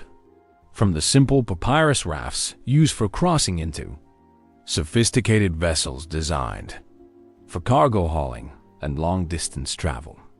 Large wooden boats, constructed from imported cedar or local acacia wood, featured advanced hull designs with keels for tracking and curved hulls for better wave handling.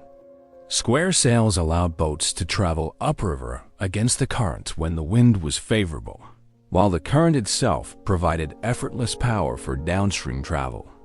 Steering oars evolved into more sophisticated rudder systems that provided precise control.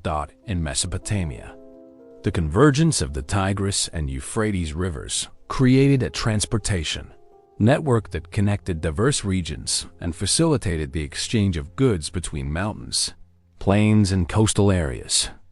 Circular reed boats called kuffa, still used in parts of Iraq today, provided cargo capacity for bulk goods like grain and pottery. These boats could be partially disassembled after completing a downstream journey, with the valuable framework carried back upstream for reuse, while the less valuable reeds were sold locally. This practical approach to boat economics made river trade commercially viable even with relatively simple technology.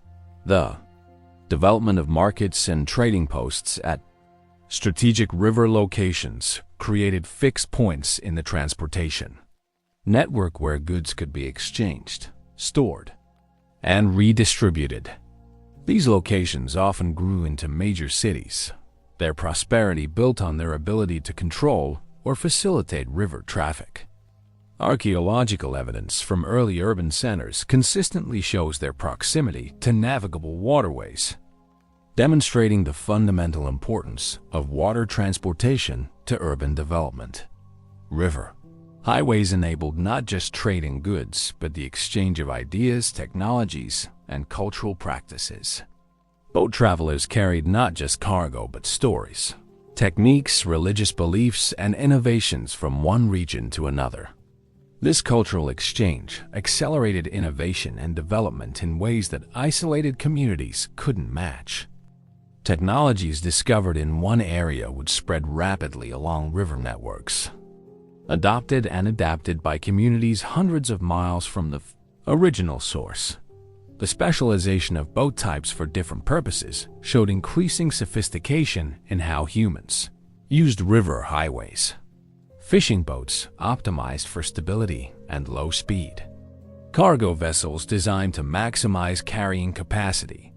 Passenger boats focused on speed and comfort. And war boats armed and armored for combat. Each represented different solutions to different problems. This specialization was only possible in societies where river transportation was common enough to support professional boat builders who could develop expertise in particular vessel types. Navigation on river highways became increasingly sophisticated as traffic increased. The development of landmarks, channel markers, and portage routes around dangerous rapids created infrastructure that made river travel safer and more reliable. Pilots with detailed knowledge of particular river stretches offered their services to guide boats through tricky passages. Rescue stations and recovery vessels stood ready to assist boats in distress. This infrastructure transformed rivers from natural features into managed transportation systems. The seasonal nature of many river highways created cultural rhythms that structured society. Trading seasons when water levels were optimal for navigation. Construction seasons when river transport made building projects possible. And agricultural seasons tied to flood cycles created predictable annual patterns. Festivals and gatherings often occurred at times when river conditions made travel easy, bringing together people from vast distances. These seasonal rhythms, dictated by river behavior, shaped calendar systems and cultural traditions. The development of ferry systems represented another crucial evolution in river crossing technology. Unlike individual crossings, where each person or group had to provide their own boat, ferry systems involved dedicated vessels and operators who specialized in transporting people and goods across rivers. These ferries often used ingenious propulsion methods that didn't require rowing or paddling. One particularly clever design involved anchoring a rope across the river and using the current itself to push the ferry across by angling a rudder. The ferryman would adjust the rudder angle, and the force of the current pushing against the angled hull would move the ferry to the opposite bank while the rope kept it from drifting downstream. This pendulum-like motion allowed for efficient crossings with minimal physical effort, a technique so effective that it remained in use well into the modern era in many regions. The social role of ferrymen and river crossing specialists became increasingly important as rivers transformed into highways. These individuals accumulated lifetimes of knowledge about specific river crossings, knowing every sandbar, every seasonal variation, every dangerous current.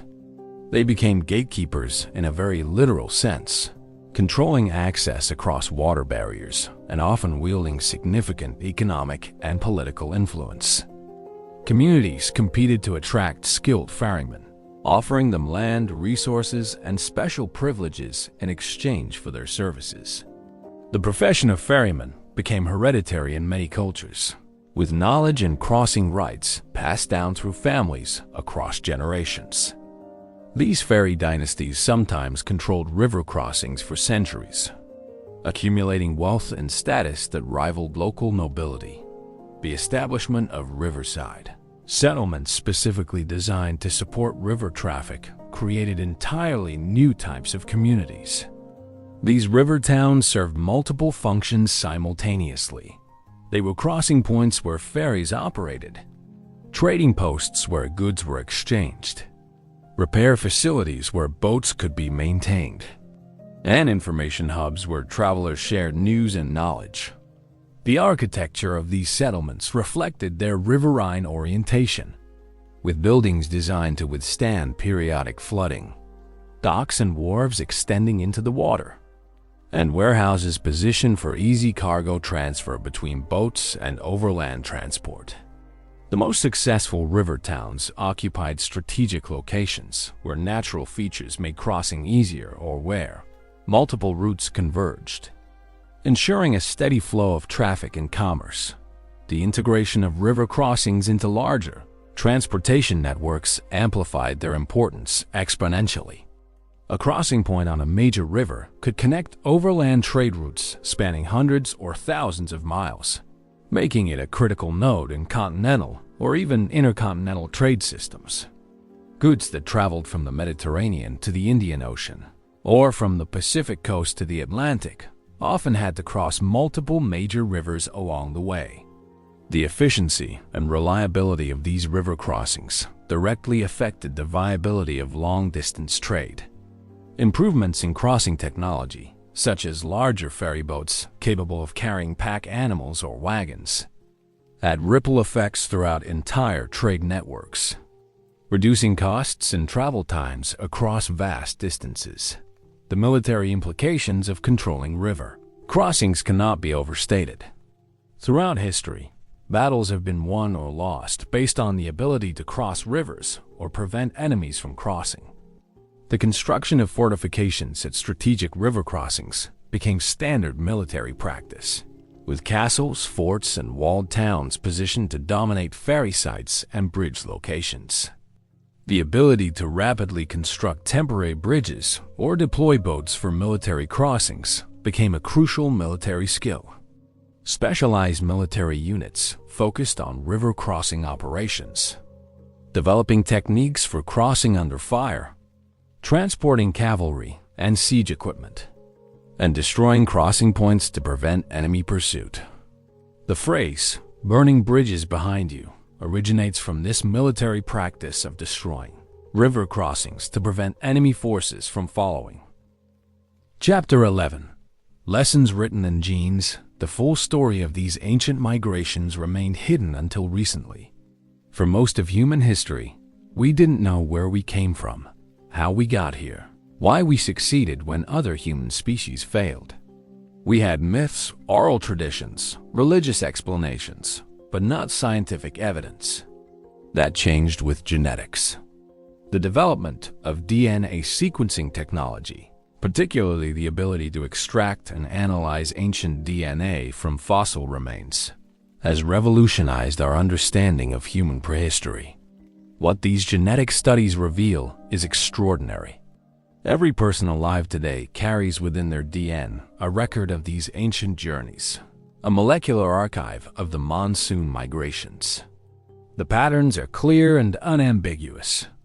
All non-African human populations show evidence of a major population expansion, originating in East Africa approximately 60,000 to 70,000 years ago.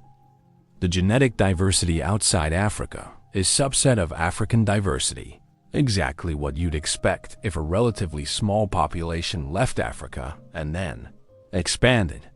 But the details are even more revealing. The distribution of genetic markers shows the routes taken. Populations in the Middle East carry genetic signatures, showing they're descended from the groups that took the northern route through the Levant. Populations in South Asia carry markers indicating the southern coastal route. The timing of genetic divergences between populations tells us when groups separated, when they took different paths, when isolated populations reconnected. It's like reading a map written in genes. The Neanderthal and Denisovan genetic contributions mark specific points where human populations met and mixed.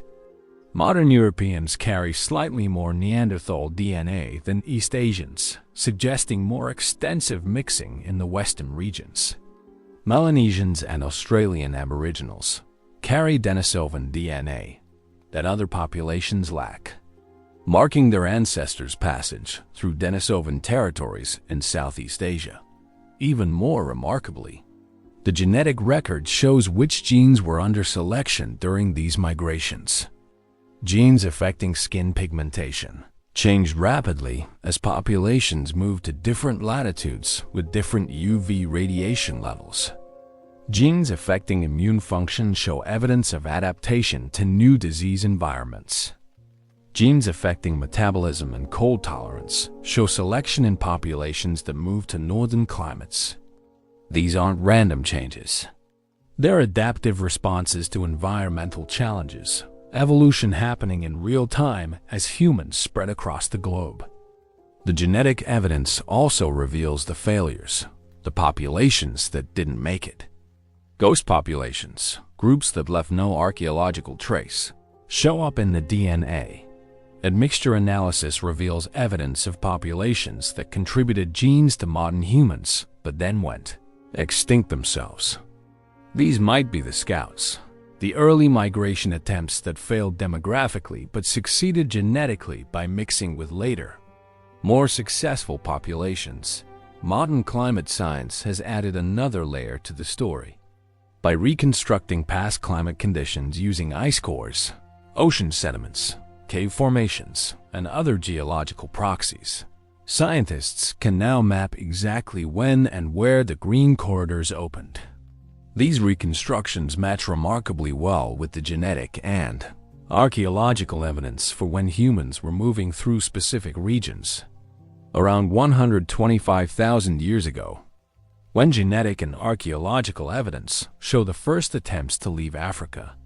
Climate records show strong monsoons creating favorable conditions in the Middle East and Arabia. Around 60,000 years ago, when the successful major expansion began, climate records show even stronger monsoons, opening corridors that hadn't been available for thousands of years. The synchronization between climate windows and human movements isn't coincidental. Our ancestors were responding to environmental opportunities, were moving when conditions allowed, were surviving when they timed their movements correctly. But the most profound lessons from these ancient migrations aren't about genetics or climate. They're about human nature. What made Homo sapiens successful wasn't superior individual abilities. Neanderthals had larger brains, were physically stronger, had been successfully surviving in harsh environments for hundreds of thousands of years. What gave us an advantage was social cooperation, the ability to work together in large groups, to share information across populations, to support vulnerable members, to plan for long-term outcomes. These social capabilities allowed us to survive climate catastrophes that wiped out other species. When conditions deteriorated, when food became scarce, when territories became uninhabitable, humans with strong social networks could trade with distant groups, could migrate to new territories, could share resources until conditions improved. Populations without these networks were more vulnerable. The migrations also reveal human cognitive capabilities that we sometimes take for granted. The ability to plan ahead, to set goals months or years in advance and work toward them despite immediate hardships. The ability to learn from others' experiences, to accumulate knowledge across generations, to teach children skills they'll need as adults. The ability to innovate, to see problems and devise solutions, to try new approaches when old methods fail. These might seem like obvious human traits, but they're actually extraordinary. Most animals can't do these things, or can only do them to limited degrees. The humans who successfully navigated the monsoon routes possessed these abilities in full measure. They had to. Without them, they'd have died in the deserts.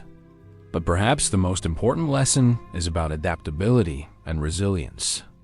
These migrations weren't smooth, weren't easy, weren't guaranteed to succeed. Our ancestors faced repeated disasters, repeated failures, repeated near extinctions. Yet they persisted. They tried again. They learned from failures. They adapted to challenges.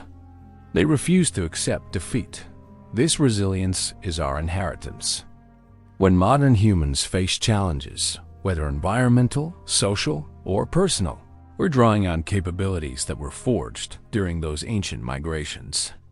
The ability to endure hardship, to hope for better conditions, to work together toward common goals, to innovate our way out of problems.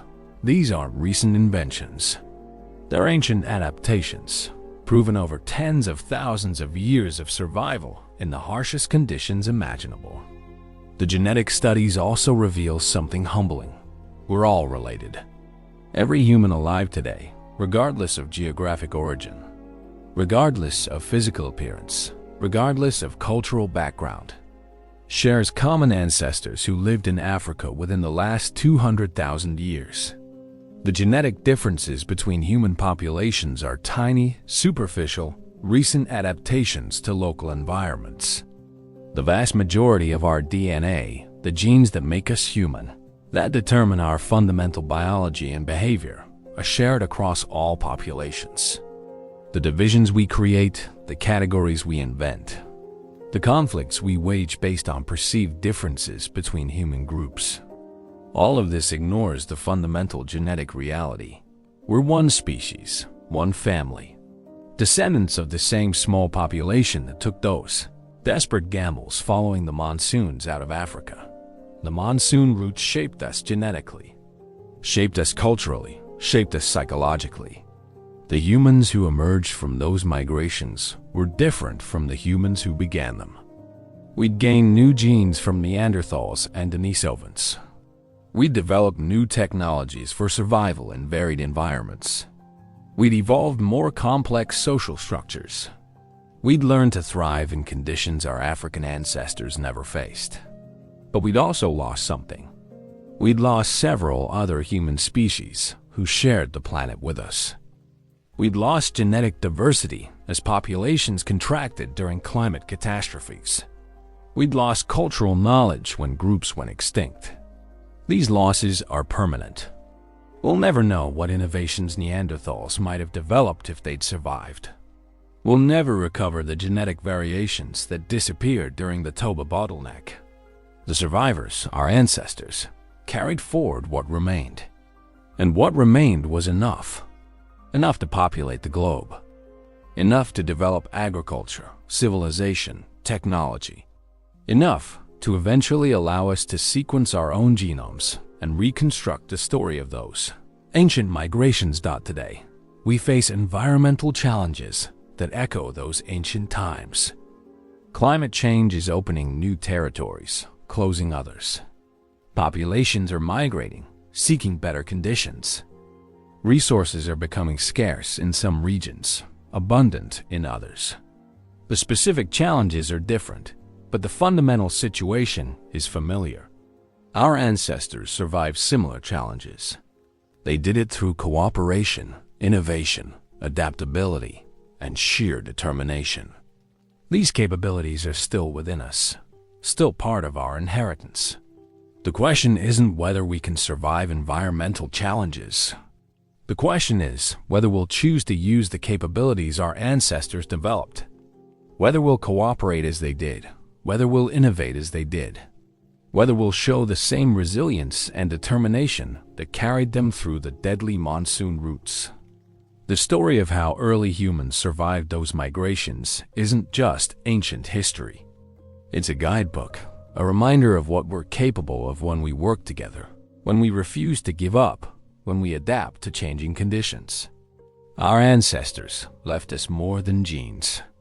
They left us proof that humans can survive almost anything if we're willing to cooperate, to innovate, to persevere.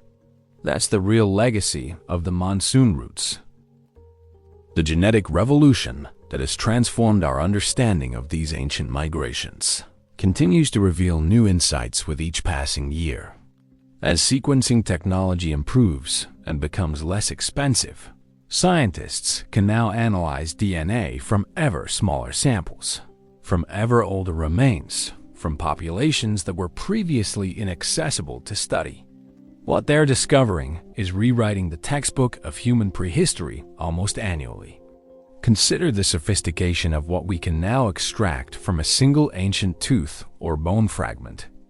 Not just the genome of the individual who died thousands of years ago, but information about their appearance, their health, their diet, even their family relationships. We can identify siblings buried in the same cave. We can trace maternal lineages through mitochondrial DNA and paternal lineages through Y chromosomes. We can determine whether individuals were immigrants to a region or native-born. We can identify genetic diseases they suffered from, injuries they sustained. Sometimes, even the approximate age at which they died. This level of detail transforms archaeology from a study of artifacts and bones into something approaching biography. These aren't just early humans anymore. They're individuals with stories, with families, with lives we can partially reconstruct. One particularly striking example comes from Denisova Cave in Siberia, where researchers found a bone fragment from an individual now known as Denisova 11. Genetic analysis revealed something extraordinary. This individual, a young woman who died approximately 90,000 years ago, had a Neanderthal mother and a Denisovan father. She was a first-generation hybrid, direct evidence of interbreeding between human species.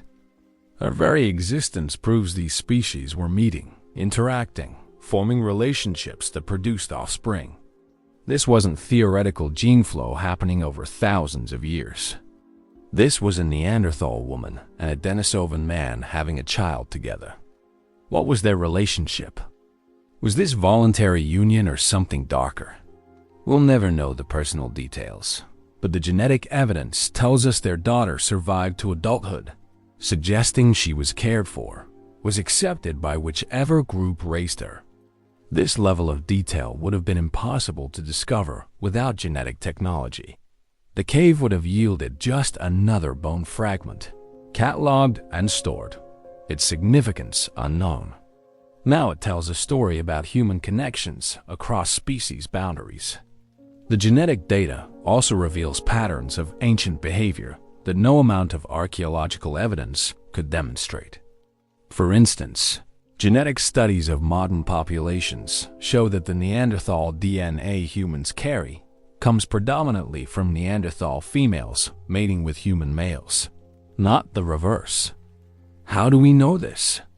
Because the pattern of Neanderthal ancestry on the X chromosome differs from autosomes in ways that can only be explained by sex-biased gene flow.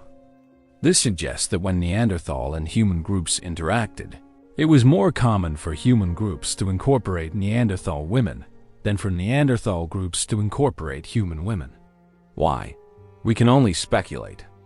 Perhaps human groups were more accepting of outsiders. Perhaps there was violence involved. Human males taking Neanderthal females as captives or wives. Perhaps Neanderthal groups were more insular, less willing to accept human women. The genetic patterns raise questions that archaeology alone never could. Similarly, studies of ancient migration patterns revealed through genetics show that the movement of humans wasn't always equal between sexes. In many ancient populations, the genetic data shows that females move more than males, suggesting a pattern of patriarchality where women left their birth groups to join their husbands' groups. This is cultural behavior, social organization, preserved in the molecular structure of DNA thousands of years after the societies that practiced it disappeared. The implications for understanding ancient monsoon migrations are profound. These weren't random wanderings by isolated individuals. These were structured societies with marriage customs, with rules about who moved and who stayed, with social systems sophisticated enough to maintain population structure across generations. The genetic evidence also reveals the true scale of population movements and contractions during the period of monsoon migrations. Around 70,000 years ago, corresponding to the Toba supereruption and the subsequent volcanic winter, genetic analysis suggests the entire human population may have contracted to as few as 3,000 to 10,000 breeding individuals globally. Some studies suggest even smaller numbers, perhaps as low as 1,000 breeding pairs. Think about what this means. Every human alive today, all 8 billion of us, descends from that tiny population that survived the Toba catastrophe. The genetic diversity of our entire species passed through this incredibly narrow bottleneck. We lost genetic variations that had existed since humans first evolved. We lost entire lineages, maternal lines and paternal lines that had survived hundreds of thousands of years of evolution, wiped out in a few years of volcanic winter and famine. The survivors weren't necessarily the strongest or the smartest or the best hunters. They were the lucky ones, the ones who happened to be in the right places, the ones who had access to resources that didn't completely fail, the ones whose children survived when others didn't. This is evolution through genetic drift, not natural selection. Random chance determining who lived and who died.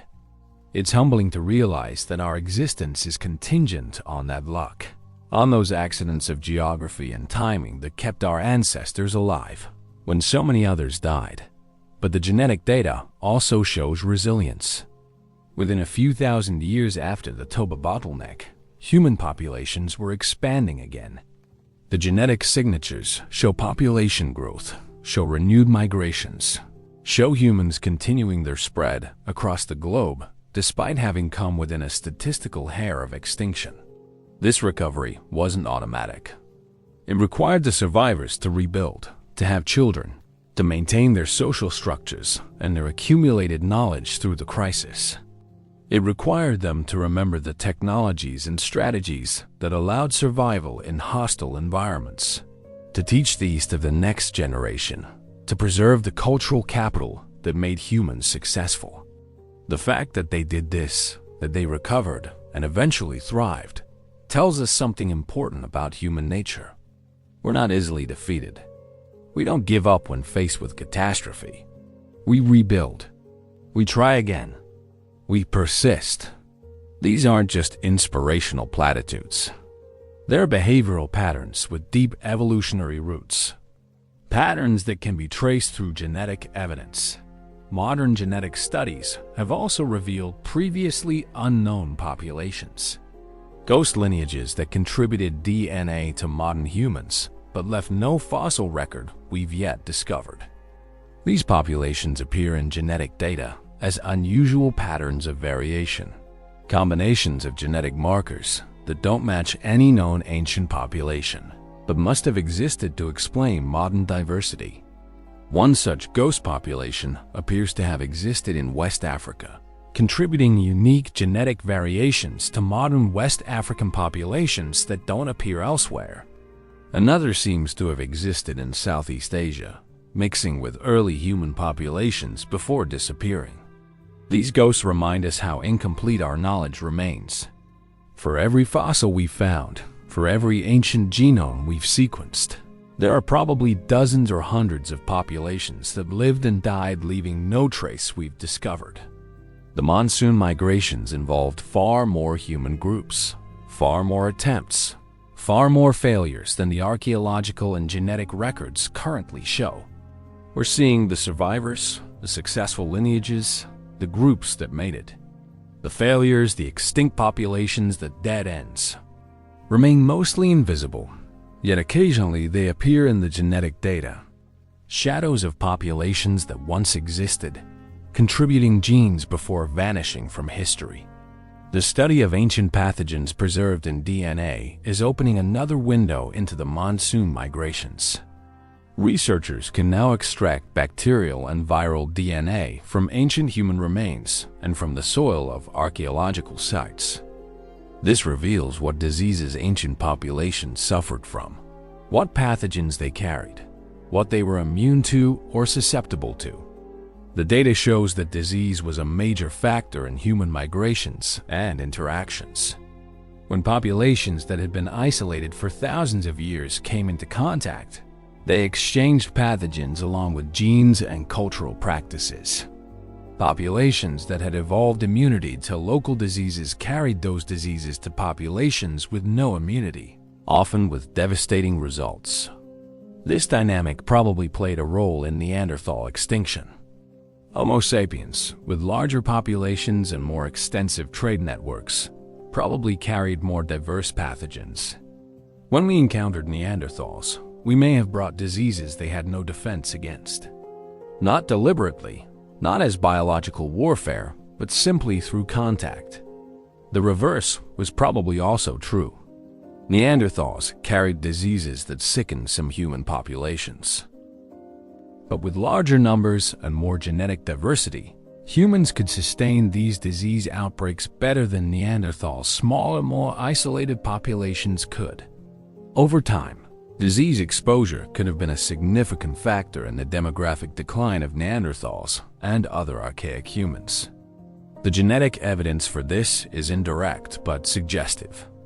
Many of the Neanderthal and Denisovan genes that provided advantages to humans are involved in immune function, suggesting that disease resistance was under strong selection during the period of contact and migration. Humans who inherited immune genes from Neanderthals or Denisovans had survival advantages when encountering the pathogens those archaic humans had adapted to. This gene flow might have been crucial for human survival in Eurasian environments where diseases were different from those in Africa. The monsoon routes, with their concentrations of humans and animals around limited water sources during dry periods, would have been ideal environments for disease transmission. Crowding, close contact with animal reservoirs of disease, contaminated water sources, all these factors would have facilitated pathogen spread. Groups traveling the monsoon routes weren't just facing environmental challenges. They were navigating disease environments that could kill as effectively as any drought or predator. Yet they survived, partly through the genetic diversity they maintained, partly through behavioral adaptations like avoiding contaminated water, partly through sheer numbers. Large groups could sustain disease outbreaks that would wipe out smaller populations. Modern genetic studies have also revolutionized our understanding of human adaptation to diet. The evolution of lactose tolerance, the ability of adults to digest milk, can be traced through ancient DNA. This trait was rare, absent in ancient populations, but became common in some groups after the domestication of dairy animals. The genetic evidence shows this adaptation appeared independently in multiple populations, suggesting strong selection pressure once dairy became available. Similarly, adaptations to high-starch diets, involving increases in the number of copies of the amylase gene that breaks down starch, appear in agricultural populations but not in hunter-gatherers. These adaptations happened recently in evolutionary terms, mostly within the last 10,000 years, showing that human evolution didn't stop after the monsoon migrations, but continued as populations adapted to new dietary patterns. But the most profound insights from modern genetics might be about human population structure and social organization. During the migrations, the patterns of genetic diversity across populations reveal that ancient humans weren't organized as single, pamictic breeding populations. Instead, populations were structured into smaller groups with limited gene flow between them, punctuated by occasional mixing events when groups met and intermarried. This structure affected how evolution proceeded. Adaptations that appeared in one group could spread to others through migration and interbreeding, but didn't spread instantly across all populations. Different groups were experimenting with different solutions to survival challenges, and successful innovations gradually spread through the larger population network. This distributed problem-solving might have been an advantage. Rather than all humans trying the same strategies, different groups tried different approaches. Successful strategies spread. Unsuccessful ones disappeared with the groups that tried them. This is evolution at the cultural level, facilitated by the semi-isolated but occasionally mixing population structure that genetics reveals. The monsoon migrations created this structure. As groups moved through the green corridors, they fragmented and reunited, isolated and reconnected, creating a dynamic network of partially isolated populations that occasionally exchanged genes and cultural innovations. This structure maximized both innovation and preservation. Groups were isolated enough to develop unique solutions, but connected enough to share successful innovations. Modern genetic studies also provide insights into the psychological and cognitive traits that evolved during these migrations. While complex behaviors don't leave obvious genetic signatures the way physical traits do, researchers can identify genes associated with brain development, neurotransmitter function, and other aspects of cognition. Comparing these genes between humans and Neanderthals, between humans and other primates, reveals that certain cognitive genes were under strong selection in the human lineage, particularly during the period of the major migrations. These include genes affecting language development, social cognition, and behavioral flexibility. The selection on these genes suggests that cognitive abilities, particularly social and linguistic abilities, were crucial for survival during the monsoon migrations. Groups with better communication, better social cooperation, better ability to learn from others and teach their children had survival advantages. Over time, these advantages accumulated, creating the modern human cognitive profile. This is speculation to some degree. We can't directly observe behavior from genetic data, but the patterns are suggestive and consistent with what archaeology and anthropology tell us about the importance of social organization and cultural transmission in human evolution. Perhaps the most important lesson from modern genetics is about human unity. The genetic differences between human populations are minuscule compared to the genetic similarities. About 85% of human genetic variation exists within populations, not between them. The visible differences we focus on: skin color, facial features, hair texture. These involve tiny fractions of our genome, the vast majority of what makes us human. The genes that build our bodies and brains, that determine our fundamental biology and potential, are shared across all human populations. This genetic unity reflects our recent common origin. We haven't been separated long enough for significant differences to evolve. We're all Africans, all descendants of the same populations that walked the monsoon routes, all carrying the same basic genetic toolkit that was forged during those migrations. The categories we create, the divisions we imagine, the hierarchies we construct based on perceived differences between human groups, all of these are cultural inventions, not biological realities. Genetically, there's no basis for racism, for ethnic hatred, for claims that some populations are inherently superior to others. We're one family, recently diverged, still fundamentally united by our common humanity. This isn't just feel-good sentiment. It's scientific fact. Demonstrable through genetic analysis. The monsoon routes that carried our ancestors across the globe created the superficial diversity we see in modern human populations through local adaptation to different environments. But they didn't create fundamental divisions. Those don't exist.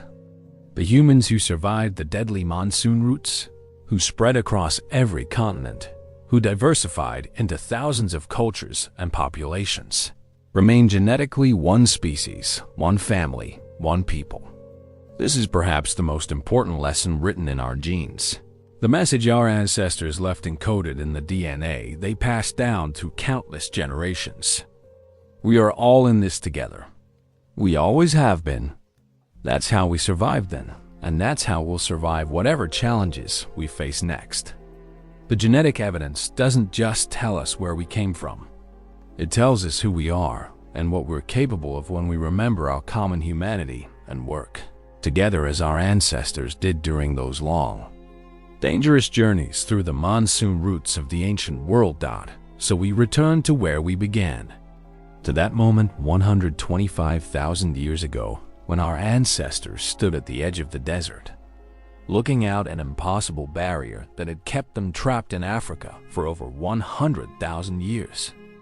Except now, because of the cosmic dance of Earth and Sun, because of the tilt of our planet's axis and the eccentricity of our orbit, because of the monsoons those changes generated, the barrier was transformed. The desert was blooming. A green corridor was opening. And our ancestors made a choice that would determine not just their fate, but the fate of our entire species. They walked forward into the unknown. Some died in flash floods, caught by walls of water they never saw coming. Some died of thirst when they mistimed their movements and the water sources they depended on failed. Some were killed by predators, their bones bearing the teeth marks of lions and leopards and hyenas. Some died of diseases they had no immunity to, their bodies unable to fight infections that flourished in the monsoon-created wetlands. But some survived. Some made it through the deadly corridors. Some reached the other side, reached new territories, reached lands no human had ever seen. And because they survived, because they refused to give up, because they cooperated and innovated and adapted and persevered, we exist. Every person reading this, every person alive today, is descended from those survivors, carries their genes, inherits their capabilities. The monsoon routes are closed now. The green corridors that briefly opened during those rare climate windows don't exist anymore. The modern deserts of Arabia and the Sahara are as impassable as they were 150,000 years ago, perhaps more so. The opportunity that allowed humans to leave Africa and populate the globe was temporary, lasting only as long as Earth's orbital parameters aligned to strengthen the monsoons. That alignment ended thousands of years ago and won't return for tens of thousands of years more.